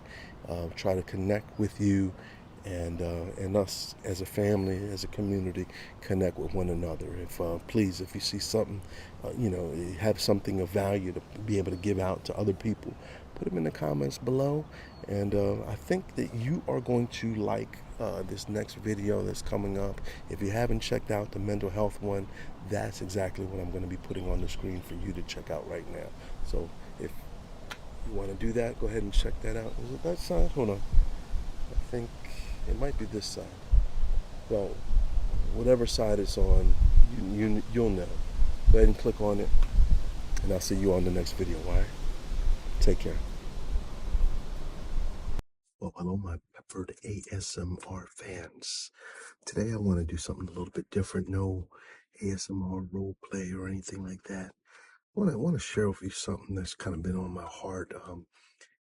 Little chat, little ramble about self-esteem, and kind of go back a little bit. back to when I was younger. I was, we were constantly on the move, and my, I've never been in a school for more than 2 years. My brothers, my siblings, and I, we were always on the move. Our parents divorced, and we were kind of going back and forth between mom and dad. Uh, and then when we were with mom, a lot of times we had to move to different locations because sometimes we weren't able to pay the bills, and so we got kicked out, and so we moved around a lot. And because of all the volatility and all the change and all of that, there were a lot of times we didn't know who we were. Our identity was kind of mixed up in a whole lot of places, and kind of coupled with that was our own self-worth. Well, I'll just speak for myself. My siblings can speak for themselves. Um, but I know I felt less than. A lot of times we had less than clothing. A lot of times we had less than food. And so mm, kind of being around in bad environments and all of that, all those things start to affect you and how you see yourself and how you see the world and all of that. And I know for myself, I thought I was dumb. Uh, I was chubby.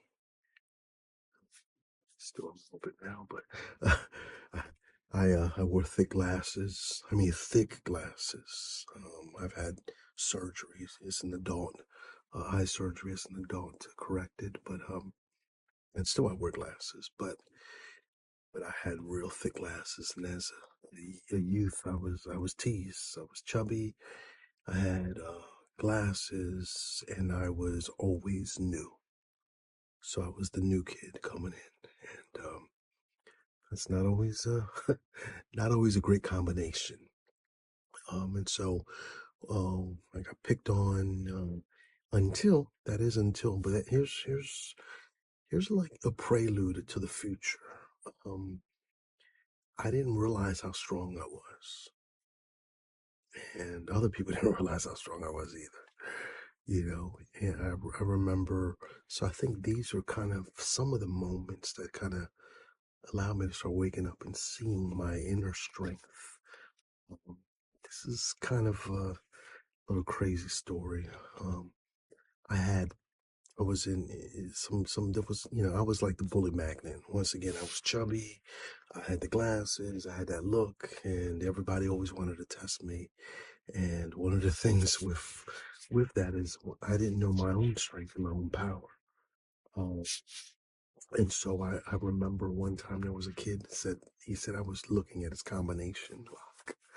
And he goes, why are you looking at my lock? Why are you looking at my lock? And all this kind of stuff. And then next thing you know, he said, after school, I'm going to get you. So my brother and I only 1 year apart. Um, and so we were in the same grade and everything like that. My brother's a very passive person. You've seen him on here. May have ASMR Poppy, and but nevertheless, he was always very docile. So he was like, "Look, come on, just what we're gonna do is we're gonna walk a different route than we normally do. So just don't go, leave and go home right after school. We were walkers, and so instead of walking directly after, we'll just linger around a little bit.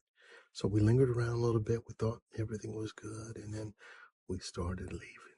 We started leaving, and we took a different route. So we left late and took a different route. And next thing you know, I turned back. Man, there were all these kids that were coming. You remember when the fights were happening and the crowds would gather around to look. Well, nowadays they got cameras and video, and then it'll be posted up and all that kind of stuff. But this would have been one of them posted ones. Um, and so all of a sudden, I had nowhere to go, and the kid is in front of me now. No, what's up now? What's up now? And he's pushing me, and he's pushing me, and he's pushing me. What's up now? What's now? Now here am I. Never been in a fight before. I mean, other than like brothers and stuff like that, but um, picked on, and all of a sudden, all I remember is he pushed my head like that, and next thing you know, I was on top of him. I was on top of him. Now, I'm not an advocate of violence or anything like that, but sometimes you're gonna do what you're gonna do. But beside that, I think that's like I said, like the humble beginnings of my strength, of me realizing my power. And I know that's physical. That's physical, but that's not really the strength I'm really talking about. But it's still it's like I said, the prelude to later on. Now, I still dealt with lots of insecurity, lots of low self-esteem, um, and I didn't really believe in myself a lot. I don't know, maybe if you guys saw, I was in the Wizard of Oz not too long ago. I played the Tin Man, and you could probably look on one of my uh, shorts, search the shorts, and you'll see the Tin Man singing. And that was me playing the Tin Man in a musical. And when I was in high school, I wanted to go out for the whiz. Uh, So I wanted to go out for the whiz. I practiced. I was going to sing the Star Spangled Banner because they told you can sing whatever song you wanted to sing at the audition. And so I was going to sing the Star Spangled Banner. And so I was prepared and ready and all that. And as soon as they started saying, hey, uh, who's here for the auditions? And a few people got up, all that. And it was like last call for auditions. And I'm sitting there and they're looking around at all the kids that were still there. And I was fearful of even raising my hand. I was fearful of auditioning. I was fearful of what would come next because I thought less than of myself. Now, I then I then decided excuse me, I didn't decide anything.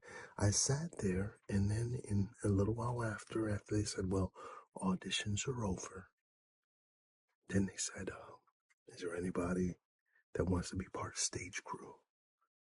And I raised my hand and I said, I'll be a part of the stage crew. And, so I was part of the stage crew of The Wiz, John Dickinson High School production of The Wiz. And I was on the stage crew. But while I was on the stage crew, I'm on in the background, here pulling the ropes and opening the curtains and doing all the stuff that does moving props and things of that nature.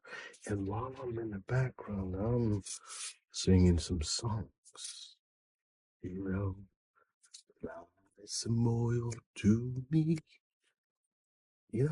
I'm singing backstage. I'm a mean old lion. Well, I was supposed to be out on the stage, but fear gripped me. Fear said, no, no, no, no, no, no, no, no, no, no, no. You can't. Fear said, you're not enough. Low self-esteem and fear said, ain't no way. You. And, and that's why I'm talking about this today, because there are some of you that are out there right now, the same thing. You've got great potential within you. You've got great strength from within, but you can't tap into that strength because there's something limiting you from getting to that, from seeing your full potential, to seeing your strength, from being able to access that inner strength within you. That was me. And it took some self-realization. It took moments to help me to see how awesome God has created me. I'm not like everybody else. You're not like everybody else. You're unique, but uniquely wonderful. But you gotta see it in yourself. If you can't see it in yourself, how can someone else? If you can't tap into that greatness,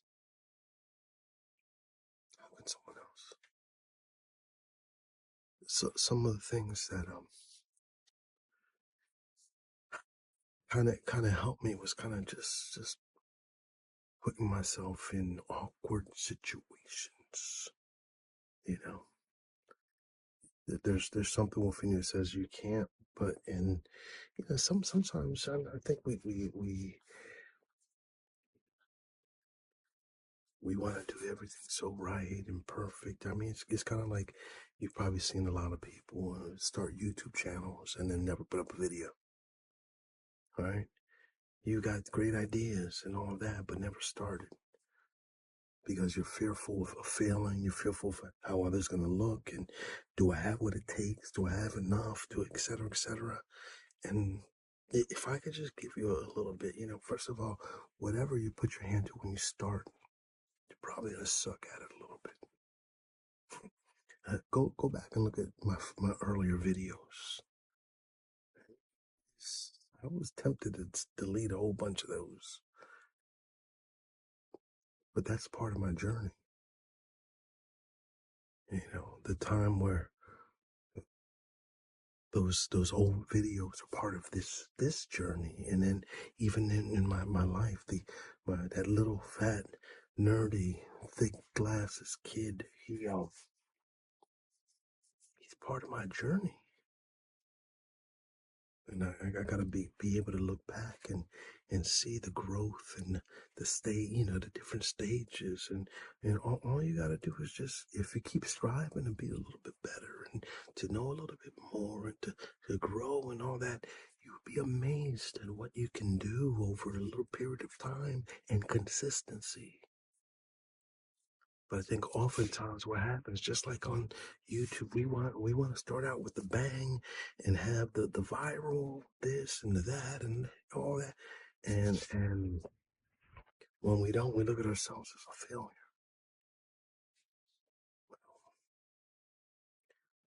I'm gonna say it again. God doesn't make junk. God doesn't make junk.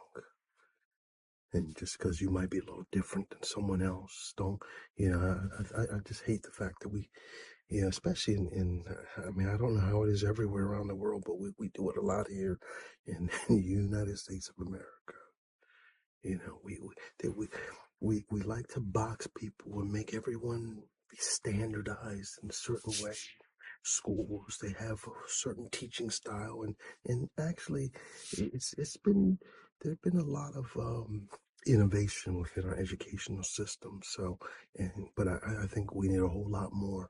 And this is what I mean. Everybody is different, and there's a lot of different learning styles, and teachers usually kind of stick to one style. And so, I'd like to see that expand a little bit, but that's another conversation for another day.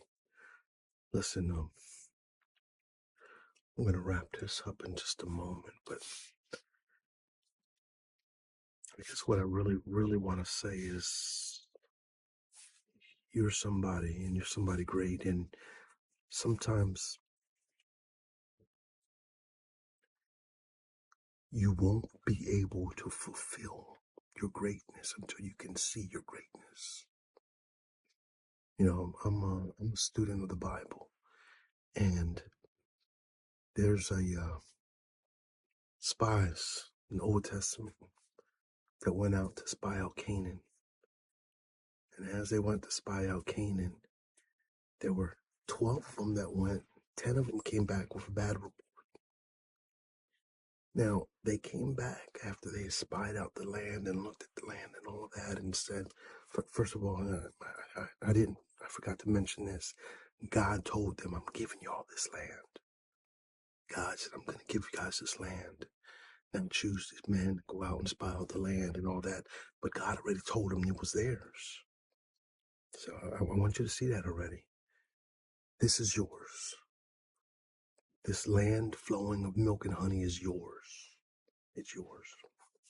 Now, in this land that's flowing of milk and honey, they went there. The 12 spies went there, and they go and they spy out the land, and they come back with fruit. Right? Oh, and when they were asked about the land, they said, "Look, The land is wonderful. The land is plentiful. The land is beautiful. It's the land flowing of milk and honey. But we can't go in there. They couldn't go in there because they said there are giants in those lands. Now I want you to see something. There are giants in the land. That was true. Big, big men, uh, strong forces against them. And but yet they forgot that God told them that God's bigger than everybody. God's bigger than all men. God already told them it's theirs. But here's the problem. There was 10 that said, "Look, we can't." There are giants in that land, and here's the key. This is something that just stays with me. They said we are grasshoppers in our own sight. We see ourselves as small, and they're big and huge.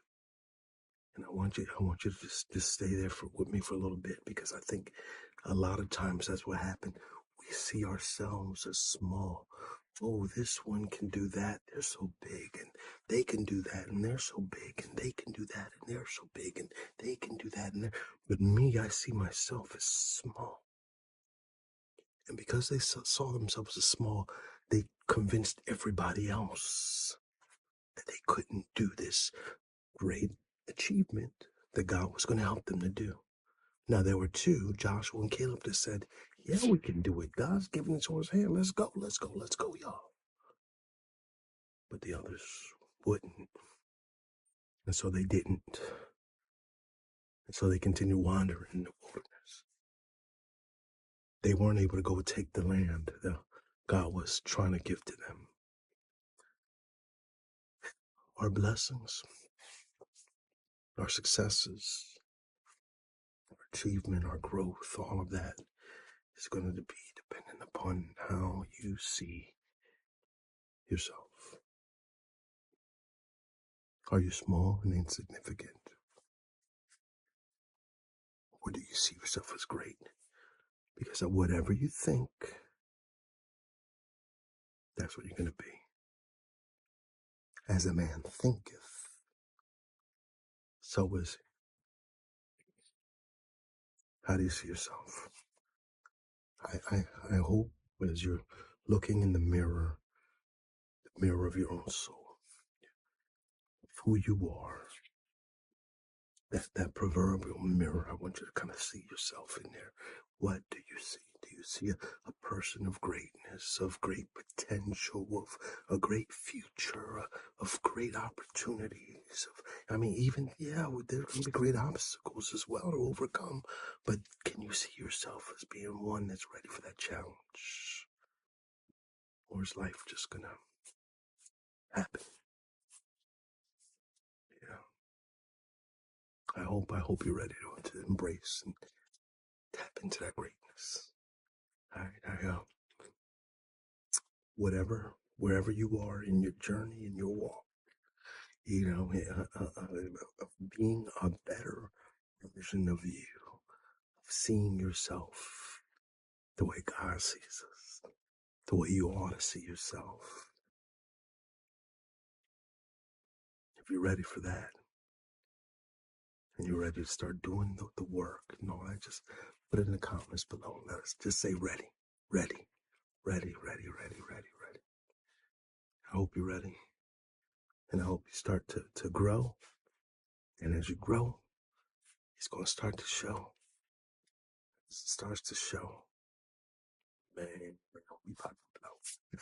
I don't know. I had to figure something out to rhyme at the end. So, hey guys, thanks so much for joining with me today. I just wanted to share some things. I've had to learn how to like myself, how to love myself, how to love my uniqueness, my unique qualities, my strengths, and I'm like everybody else. I don't want to be like everybody else. I had to learn that though. I had to learn that. There was a time I wanted to be like everyone, and then I realized, they are trying to just fit into this box. They don't fit in either. Be the authentic you, and love you, and love the you that God created. And of course, I'm not just saying stay where you are. I'm saying grow. But once again, you gotta be able to love you. You gotta be able to see your greatness in order to be able to achieve the things you need to achieve. All right, I'm out. God bless. Take care. I'll talk to you soon. See you in the next video.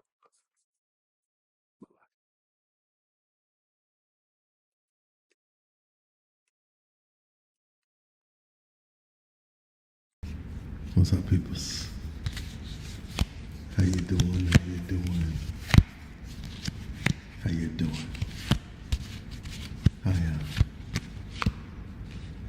want to welcome you back for another ramble. I am in sunny Florida right now with the family on un vacación, a little vacation, un descanso, a little time of rest. Y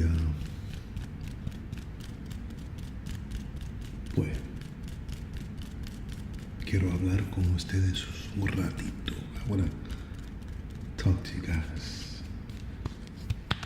for just a little while. Con un tema tan importante with a theme that is, well, important. In 51 years of my existence, I've had a number of heartbreaks.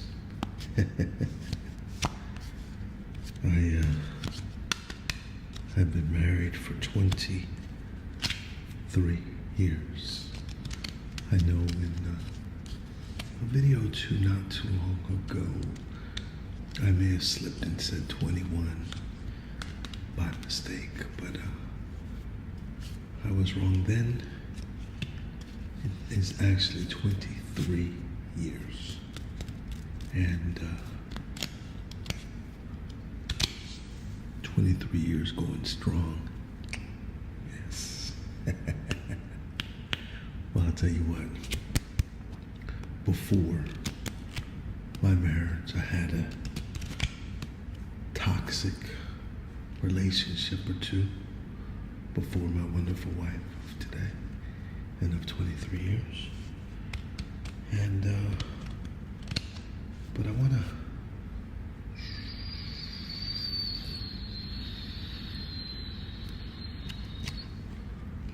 rewind a little bit backward to, well, high school. Yeah, it was, let's see, 1989, 90, yeah, no, 1990, 91 era. Yes. And I fell in love, was swept off my feet by this beautiful woman, young lady at the time. And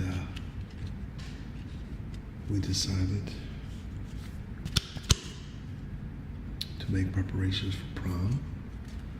I,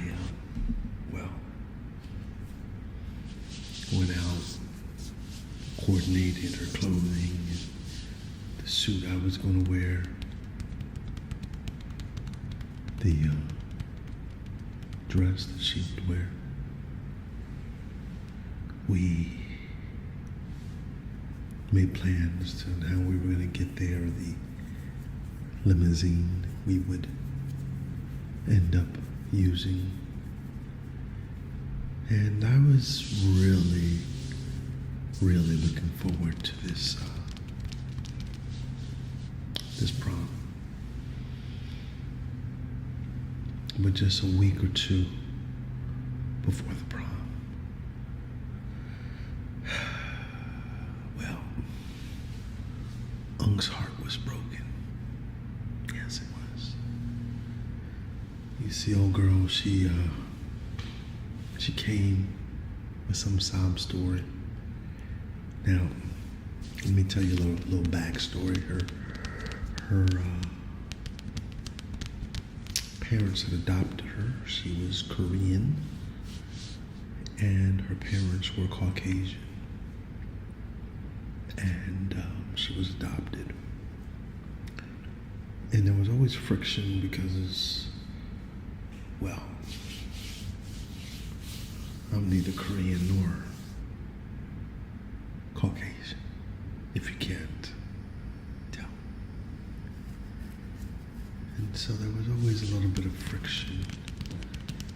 And the parents, well, were pushing her away from Unc. My suspicion is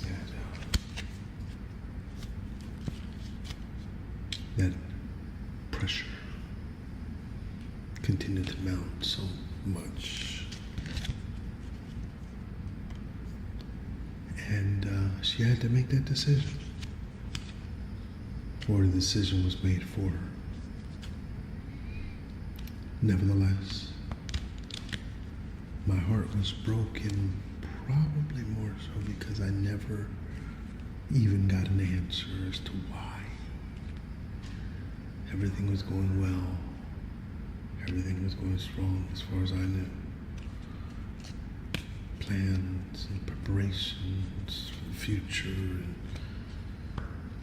but we were taking it all at a pretty steady pace. And then all of a sudden,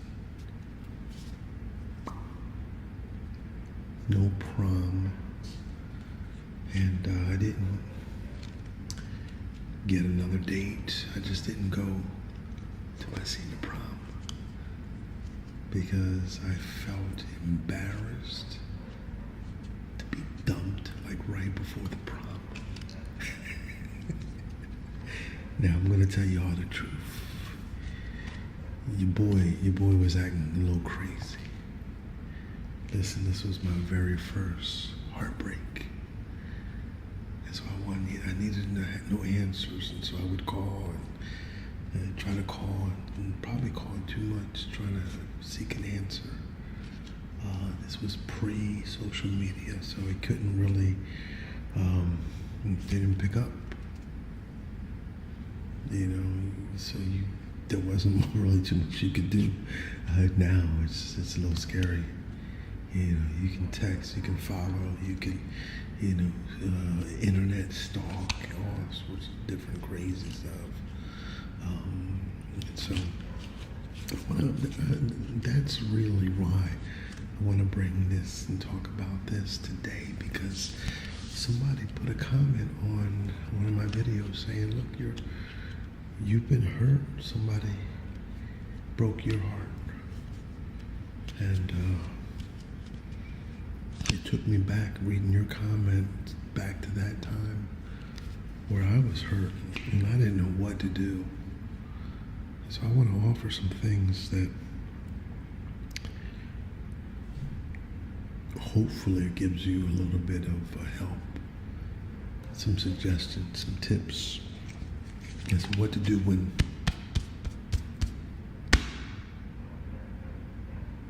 your heart is broken. Well, number one,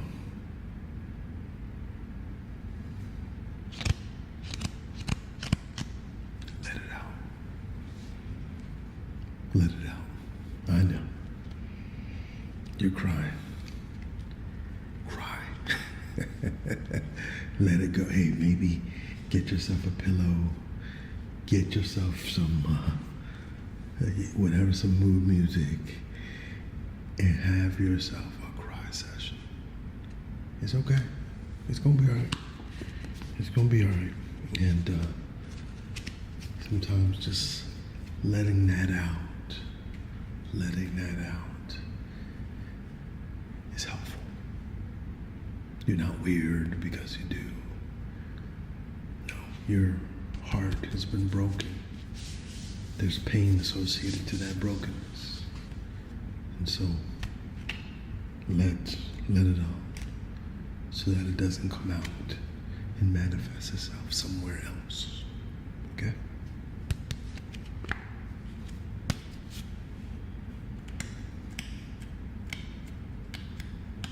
Number 2, get moving. That means, get your cry.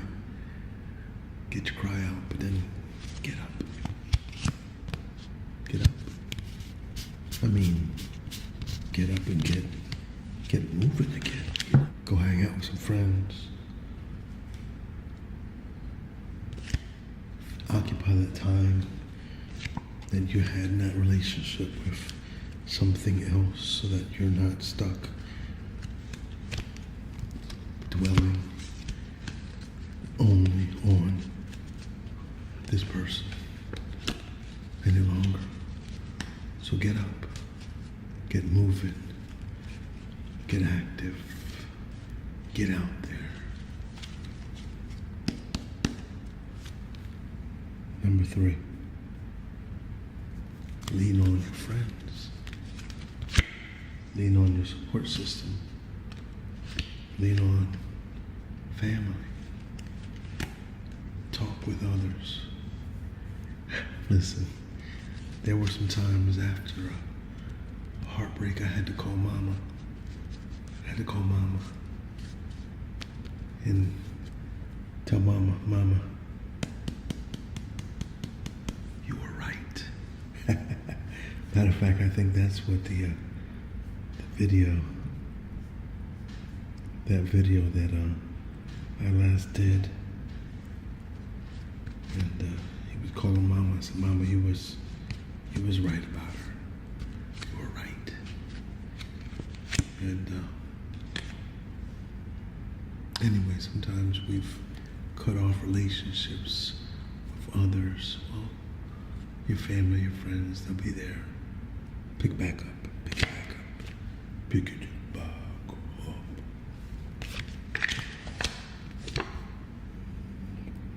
Number 4.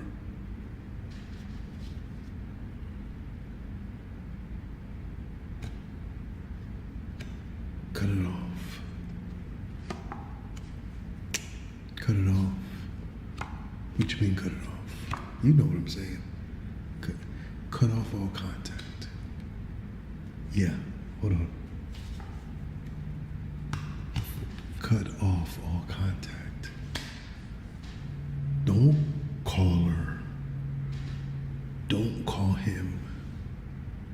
Don't go to the spot you know they're gonna be at every Monday night. Don't go to the gym the hours you know they're gonna be at the gym. Don't stalk their Facebook page or their Instagram page or their any social media site page. Cut off the contact. If it's over, it's over. It hurts. Yep. But just know you can get past and get over it. Just know that you can. All right. I'll go 4 or 5 here somewhere. Where are all the 5s? Is there no 5? In the bunch. Well, I'll tell you what.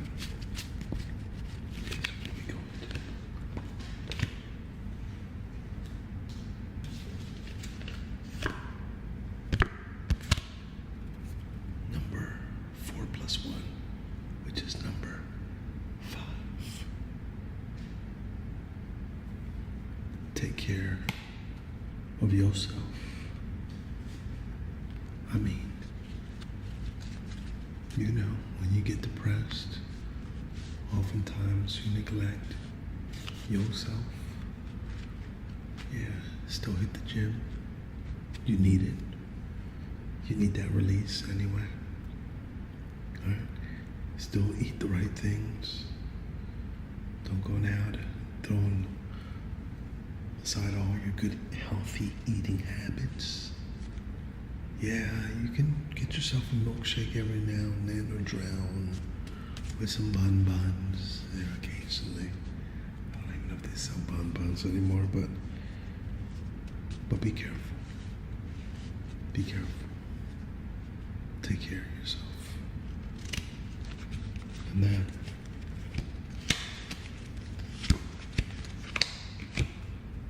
number six.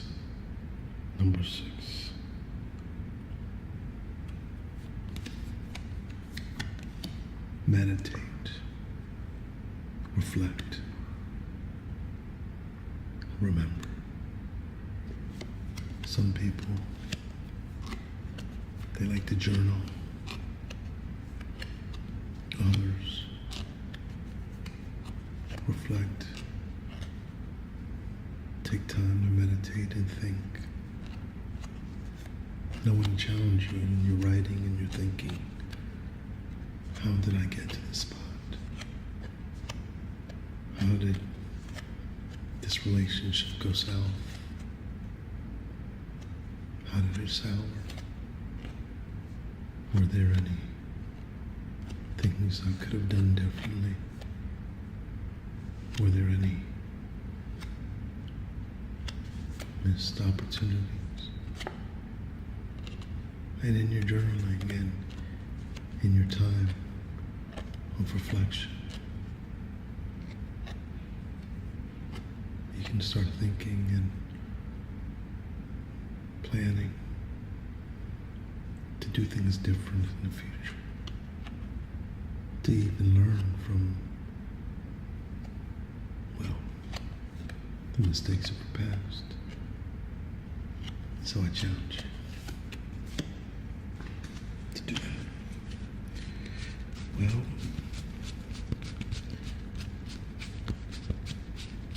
like we did, oh no. Number 7. Lucky number 7. And finally, number 7 is it takes time. There are some things that just take time to heal from. And what do they say? Time heals all wounds.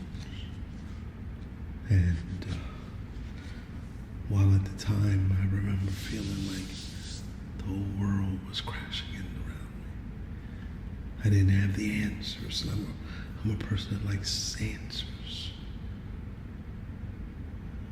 But sometimes you realize, hey, I'm not in control. And you come to that realization, and then you just decide to move